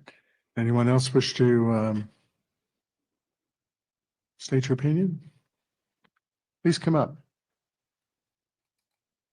Yes, sir. Come back again. Rick Hiddle again, 950 Circle in the Woods. I always raise my kids to have the belief that sometimes you just punch a bully in the nose. And I really feel that this church feels that they are not subject to our guidelines. And I would hope that the council would consider going back to a second mediation and Let them have their square footage, but have them stick to our height requirements. Thank you. Thank you, Rick. One other thing, would the council entertain the citizens funding a defense fund? So we have a legal defense fund out And the- there right and the- now, and the and citizens- several of our citizens, but honestly, most of the money's coming from other places. Coming from outside of Fairview, which is kind of interesting. Okay, can the citizens of Fairview also contribute to that? Absolutely. Go on our website. It's right up there. It's really easy. Okay, thank you. Look for zoning defense fund. Apparently this gentleman doesn't know there's not going to be any litigation. $100 to go. We'll have enough money. Yeah, that's what I was going to say. Need to understand, this is not a cheap legal defense. This is going to be several $1 million or more. And if we lose, double it.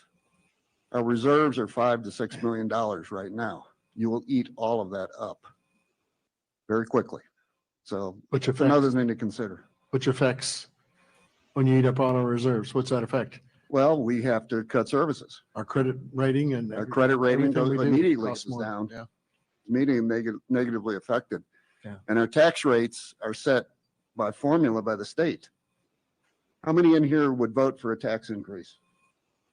Nobody. A 10-cent tax increase. 10-cent tax increase.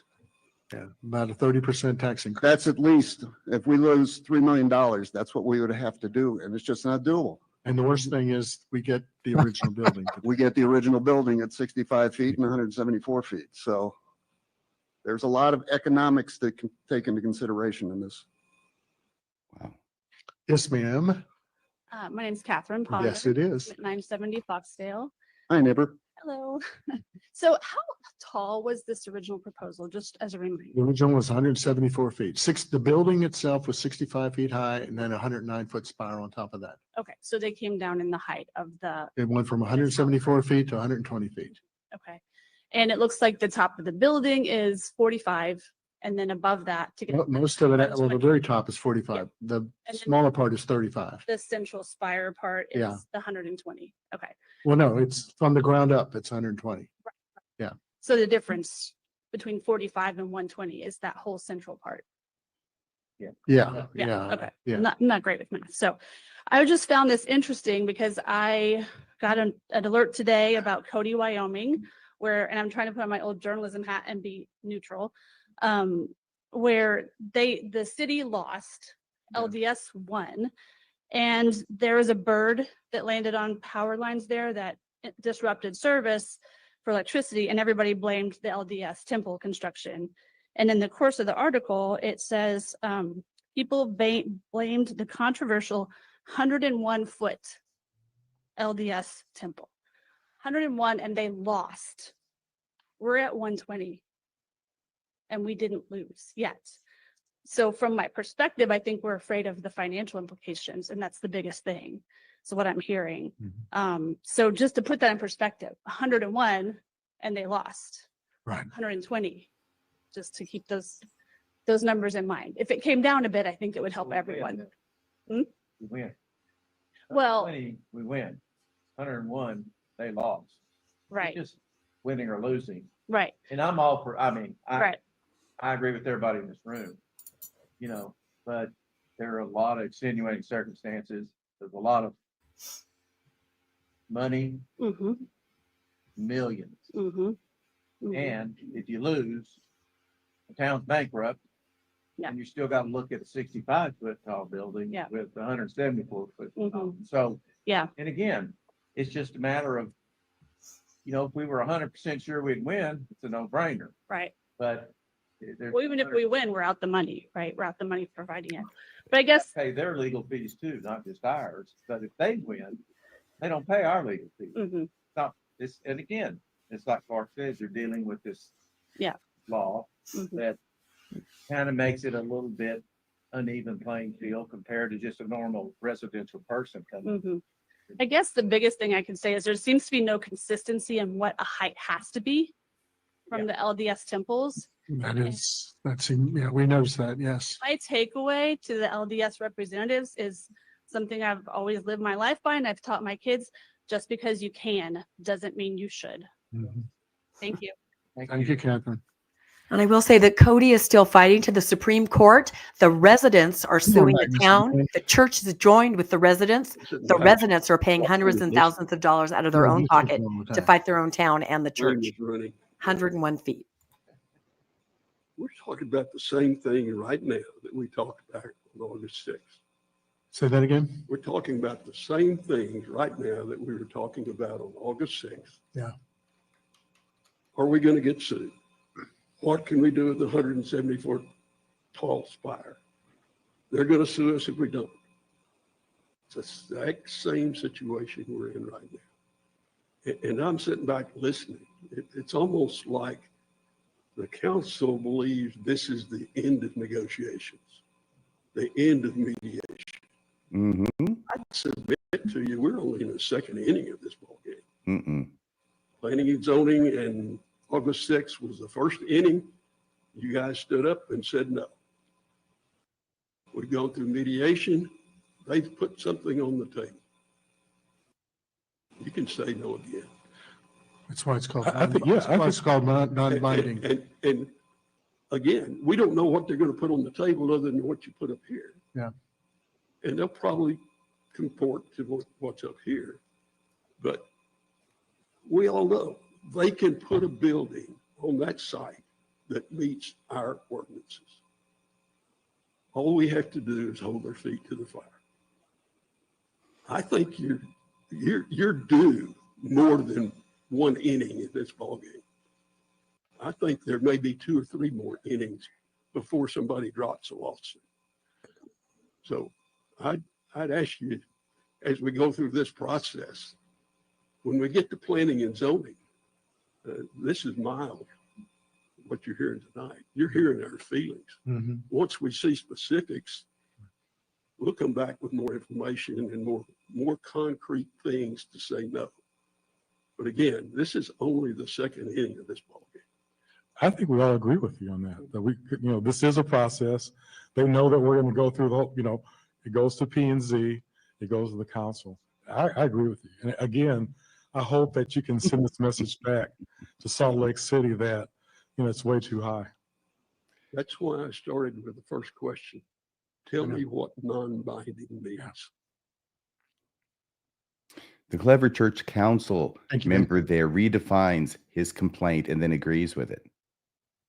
But unfortunately, this gentleman is, I think, incorrect. This game has been called on account of darkness. Stevie and I live at 438 Long Cove Drive. I want to congratulate you all on your good effort to try to bring this to a happy ending and the difficulty that it involves. But we need to defend ourselves against this Goliath. We are a small town, granted, and they are a huge, huge entity, and they can smother us in an instant. But is that who we are? Is that what we're going to let them do? We're going to let them smother us? And that's what they're doing. They're playing us for weaklings. So we have established this defense fund, and I'm surprised you're not aware of it because it was publicized. And I challenge everybody in this room to make a substantial, not a paltry, but a substantial donation to it. And when you ask the question, Rich, about who's ready to pay higher taxes, I am. Well, it would have to go to a vote, so you may have your Yes. your choice on that.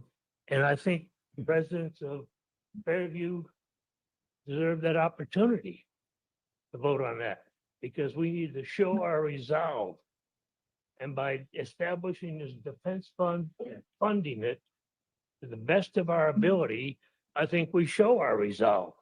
There's a number of LDS members that are residents and taxpayers of Fairview. And I respect them. I respect the ones I grew up with 80 years ago. And I did business with in Salt Lake City 30, 40 years ago. First-class people. But I would respect them more, the local people, if they too donated to this fund, because a number of them have said They were against it. So, yes, we probably can't collect $5 or $6 billion. But I think if we plead our case around the country, there's people in North Carolina that write us a check. And as you said, Mayor, some of the donations are coming from outside of Fairview. And if we publicize this enough where the giant is stepping on us, I think we'll get that sympathy vote, if you will. I think there's an opportunity there for us to take advantage of it. And we shouldn't roll over. We have rules. They need to live by them. We do. They need to. And if they don't like it, we'll go to court. I think we can win. Thank you. Thanks, Dick. Yeah. All right. Anyone else wish to come? Yes.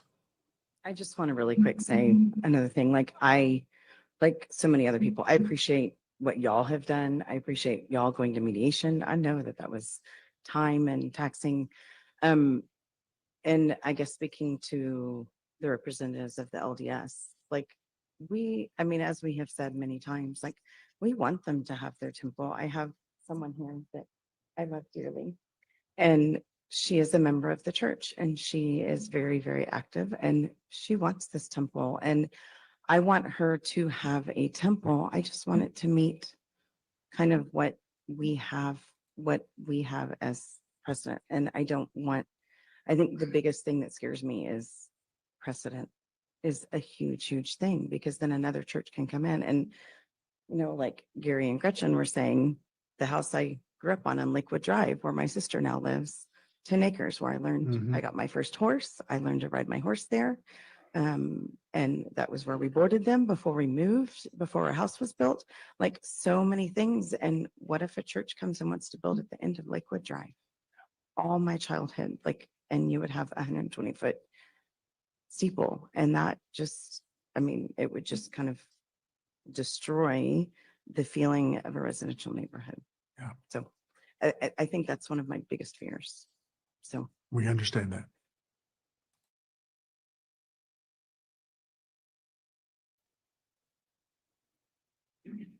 Hi. Hi. I'm Lisa Fordori, and I live at 190 Horseshoe Bend. My husband spoke earlier, and again, I want to thank you guys for all the work you've done. I know it's not easy. I've done mediation. I've worked with lawyers.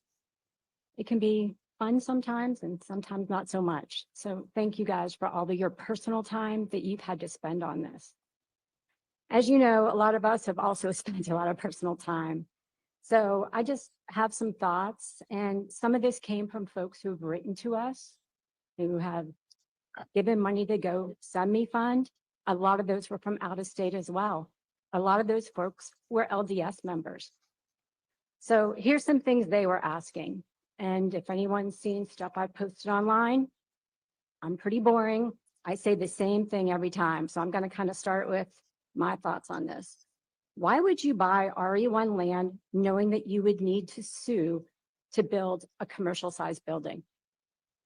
Is that really intent? The attorneys, everyone, out of the gate, and I had someone say this to me at the petition signing. He said, I don't think it's in good faith.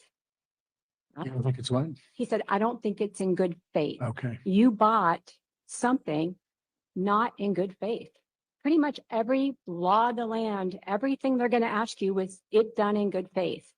Was this? They have a building there already.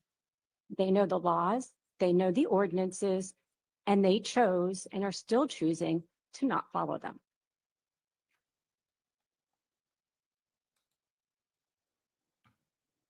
I'll go on to say that the LDS leadership purchased the land knowing that the ordinances, and they know exactly that they're commercial, the building they are proposing is commercial.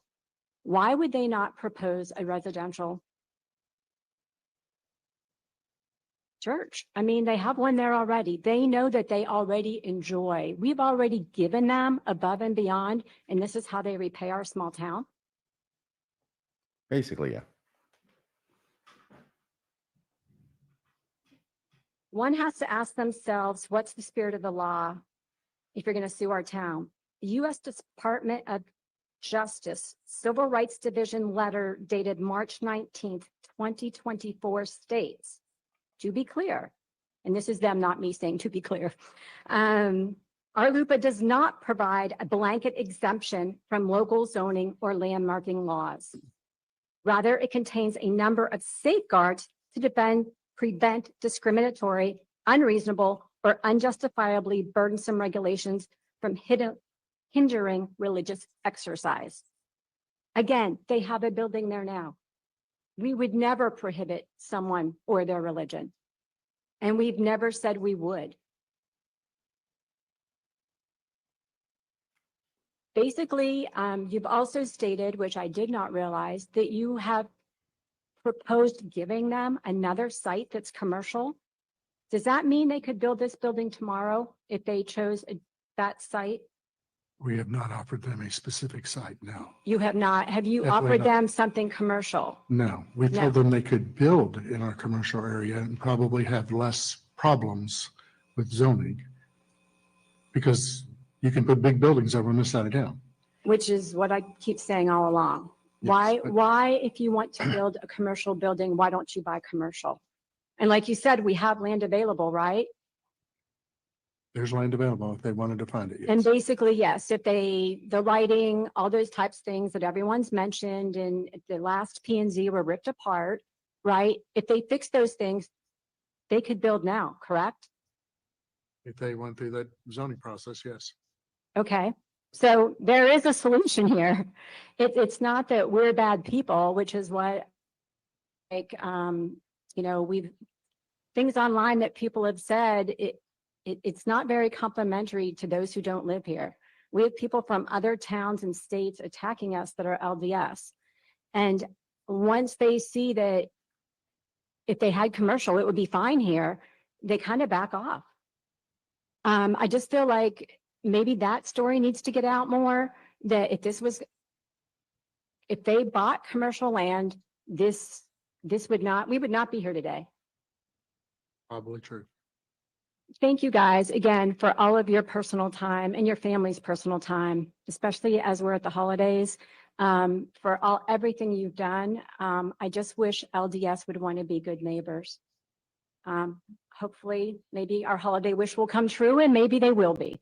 Maybe. Thank you, That guys. chance, sister. Thank you. Yes, and if the aliens had actually invaded today as predicted, we wouldn't be having this meeting. You're right. Dang on it. this issue. That's up to them if they wish to, that we're not asking anybody to say anything specific, so. Yeah. I don't know if that's up to them if they wish to speak. Going once, going twice. All right, anybody else? All right, well, we greatly appreciate everyone taking the time to come out tonight, letting us know your feelings. Some of the things that you've said, we've talked about over and over and over and over and over again. You probably see me in the press a lot. I will tell you, I've had conversations with newspapers and TV stations in Salt Lake City and have made very similar comments to what you've made tonight, knowing that folks up there would see what the issue is, because we're getting coverage all over the place, which is kind of interesting to me, but this is a big deal.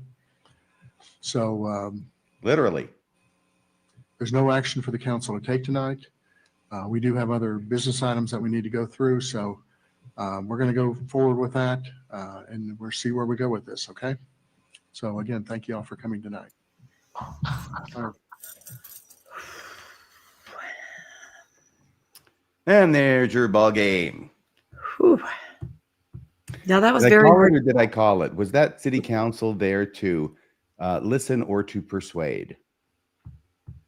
All they could do is listen at this point. So, and I they're did get persuading. some, what? They took every chance they could to try and persuade the audience that the decision that they have reached is right.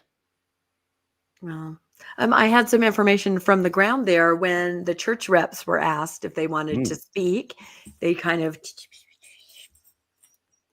yeah, so they conferred quietly as lawyers do, and then said no. There's nothing left to say, right? From the church's side. Freaking Quislings. Yeah, I found that very hard to watch. If anybody wonders why we care about temple building in all of these towns, there are real people there like that, real people in all of these towns, and this is what is happening to them. They can't even comprehend what's happening to them as far as this monster that has descended on their town. And they're real people with real lives in a real town that they love and care about. And that's why it matters. It's so hard to watch. There wasn't a single Mormon who stood up in that meeting no need and advocated in a positive way for the temple being built. It was neutral people who understood that there was a cost at stake, and there were people in disagreement that wanted them to fight it. The Mormons showed up in droves for the last one, and they didn't care. Didn't care. It's over. It's done. Their God took care of it. What do you think, Landon? That's the tough part of this whole thing is, you know, the city council has to represent everyone in the city, including the LDS. They have to be transparent, which means they have to get up there and say, look, here, this is what's going to happen to us if we try to fight this. We could be paying our entire, you know, we could bankrupt the entire city. They have to represent everyone and the city and be transparent, where the church gets to just sit back. They don't have to pay any legal bills if they don't want to. And because their members do whatever they're told, the church can just sit back and not reveal anything that they're going to do, where the city has to lay out basically, here's what everyone's thinking, here's how everyone's seeing it, here's the reaction. So they're really at a disadvantage in a negotiation here, because they have to lay their cards on the table to everybody, where the church gets to hold them close. Yeah, I'll tell you something, okay? You know what the definition of a good deal is?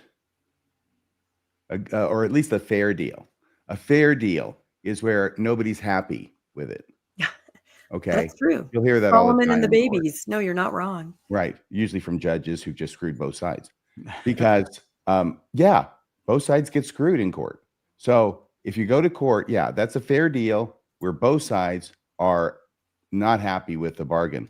And I was also going to say what the one city council person who I still think was just trying to persuade everybody. By the way, somebody said, oh, and I can't remember. I put the comment up here. What was it? It was about someone who disagreed with me. Yes, I put that comment up. Jennifer May says, I disagree, RFM. I think the council is on the side of the townspeople. I don't think they were trying to persuade the residents. What I'm saying is that they're doing both.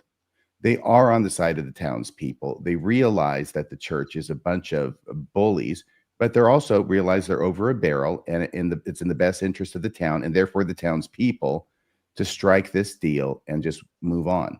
Yeah. That's what I'm saying. That's what my argument is. And if you disagree with it, that's great.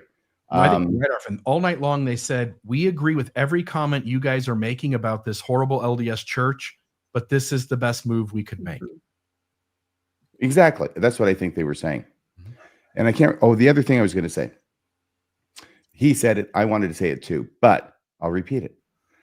The solution to all of this is with the Arlupa statute. And the legislature, the federal legislature, either has to get rid of it or amend it, because this is a classic example of how a statute with good intentions, Boston Temple Spire, but overall, it was framed within good intentions, right? To prevent governments from forbidding minority religions from building structures in their city. Okay? That's basically what it is. It's to prevent government discrimination against religious buildings. And I think we would all agree with that. That's a good thing. The problem is the way it's written is it does allow the church to use this statute as a sword to get their way, instead of a shield, which is supposed to protect them. And that's what needs to be amended in the Arlupa statute. But this does signify, it shows, it exhibits, okay, the classic axiom that you cannot give rights to one set of people. As a government, you cannot give rights to one set of people without taking rights away from another set of people. It is a zero-sum game. And that's what happens when you give the rights to the churches. You're taking them away from the people as represented in their governments. And the way it's going, this may have been, look, these guys who pass these laws, we all know they're not that bright. Most of them failed upward into the legislature, okay? They don't even know what they're writing and voting on, much less the implications of what lie down the road and how this can be used against them. And now we know. Now we know how it can be used against them because the LDS Church is showing us how. And so it should be revamped and amended, I think. And that's where the solution lies. Well, and I'll go one step farther. I believe this is by the design of the LDS Church. Right around the time of Boston is where Orrin Hatch, also Senator Smith, also Bennett, all LDS senators proposed the RLUIPA. And Oaks himself, Dallin Oaks, argued in support of this at the time. I believe they passed this looking forward. I really do. And they know what they have. We have recordings of the Curtin McConkie lawyers in Fairview saying, I have lots of different clients. I wish I had RLUIPA for all my commercial clients. We can get anything built, right? This is what they said. They know what they have. They can, like you said, a sword, cut down any kind of opposition. And of course, there is that clause that some of them are quoting where it says RLUIPA cannot infringe on this and that. That's gone to court a couple times, and it's been decided either way. There are no guarantees how that is interpreted. The whole law is too loose, and that's the problem there. So the town council knows these things. They're in a very tough spot there. Yeah, Go ahead. I ask myself, if this was me and I had to, if I had to spend everything that I saved, my entire life savings, my 401k, and give it to this lawsuit, would I be willing to do it? Yep. And, as much as I dislike the church's bullying tactics and the way it is, I could not do that. And that's what this town council is doing, is they're saying we can't go that far. That's just suicidal, basically, to do that. And so that's what the town council is trying to say is, we can't go that far. That being said, I mean, there's a way to strengthen the city council's position. And that is, if they had $5 million sitting in an account right now, they might say, yeah, let's go ahead and do it. So the question is, the city set up a fund. Everyone who's saying, hey, you should fight it, well, put $1,000 in the fund. Let's see. It takes a lot of $1,000 to make up $5 million. Just FYI, it actually doesn't. If 10,000 people gave $500, that's right. That's $5 million. And the lady did make a point, which is if this went a little further and got a little bit of notoriety, the town's already acknowledged. By the way, kudos to all of you out there who, outside of Fairview, stood up for Fairview because they acknowledged that the majority of their defense fund came from you. Kudos to you. Yeah. But if this gains some traction, imagine, number one, some of these other towns, post-Mormons, and members of the church who just are disgruntled about this behavior. I don't think it would take much for 10,000 people to give $100 or 10,000 people to give $200. I don't think a few $1 million is that crazy when you spread it out that thin. Yeah. And I think they have to be realistic. They have to look at some of these other towns and what they're having to do out of their own pockets. Like in Cody, right? Cody residents out of their own pockets are suing their own town who has joined together with the church. Heber, same scenario. The LDS Church has petitioned to be able to, no, they actually have joined in Heber. That's right. It's Vegas where they've petitioned. This is what happens. Eventually, the residents on their own have to sue their own town in order to stop this. And then the church, because they have a stake in it, joins with the town. So we're talking hundreds and thousands of dollars, hour after hour of work and legal legwork. People that we know personally in Vegas, in Heber, in Cody, they're doing this because they care that much. So there's an investment. You're right, Bill, from people outside of the community, inside of the community. It's what it's going to take. But a couple people made some comments I thought were interesting where they did talk, like you said, Bill, kind of about just more notoriety. Maybe the plan of the temple, the look of the temple, that might be interesting to some news sources and just what's happening next. So we're not going to stop talking about it, not one bit. And we'll see what the next phase is. I understand why everyone feels the way they do, from the council members, why they did what they did, the residents, why they feel the way they do. And again, that's why it's so hard to watch. This is the real result of this corporation of the church. By the way, we will stop talking about it the moment the town throws in the last towel. Like the moment it says, that's it, it's past everything, go build it the way we've agreed. And at that point, it's a non-issue. Yeah. But eventually, somebody has to stand up, or a bunch of little guys have to band together to stand up.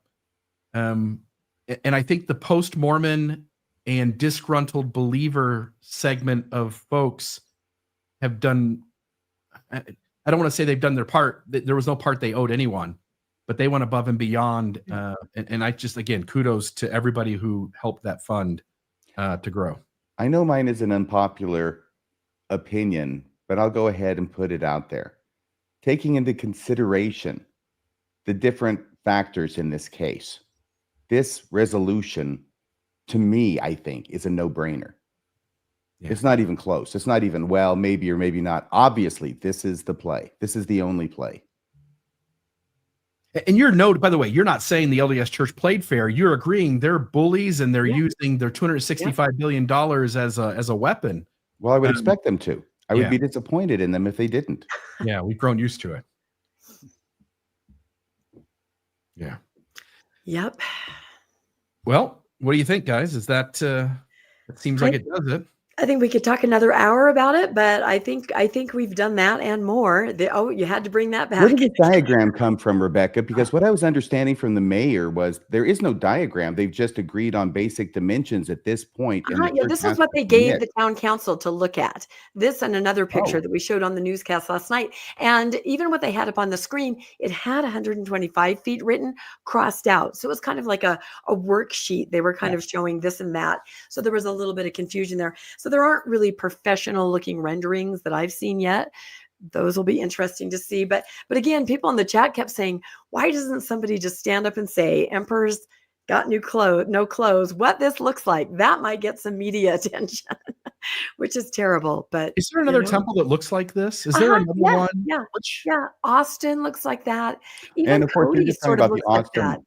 diagram, because it hasn't even been. Austin's not built yet. Oh, sorry. Ground, yeah, right? it's just a diagram. Yeah. But again, they're just moving toward this. And I think it's the prefab kind of thing where they can throw those forms up and then they just lob a big steeple up on top of it. But again, aesthetically, I think that's the best bet at this point, is that the members come out and say, this looks ridiculous. Did you say members? Yes, the members point out the member of the temple. Members to point out the member and say, church, could we have something different? This is very true. And we have so many active members that send us information and send support to Fairview. Really, let's throw it out there. Do you guys like this design? Is there something that might work a little better, more aesthetic?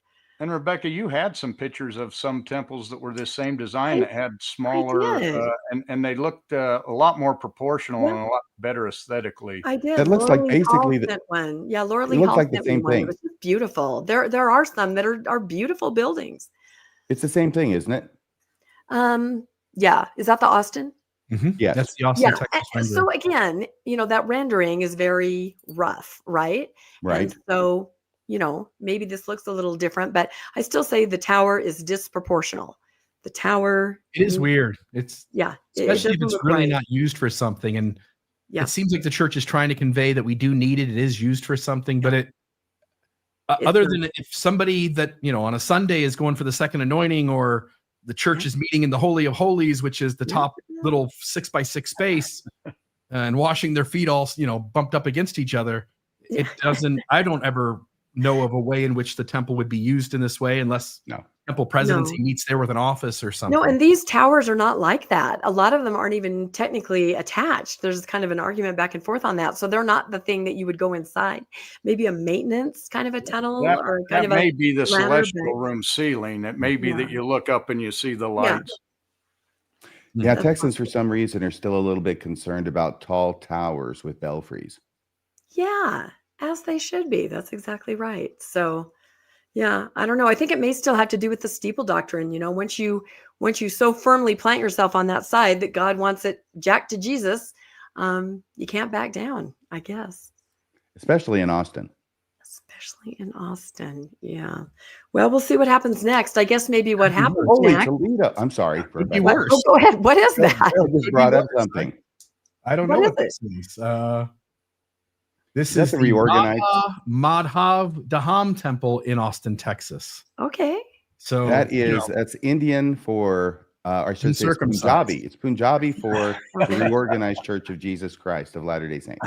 I thought it was Indian for uncircumcised, but okay. Everything looks uncircumcised to you, Bill. What is that? You even said that to me once. All right, TMI. We better end now. So, all right. Anyway, I think we've done it. Thank you, everybody, for hanging in there. I never thought we'd all be watching these council meetings as much as we do. I mean, and I have to laugh because I told RFM and Bill, I'm like, "Ooh, there's a council meeting. Do you want to stream it?" And in the past, I feel like people would go, "What are you talking about?" But they're like, "Yes."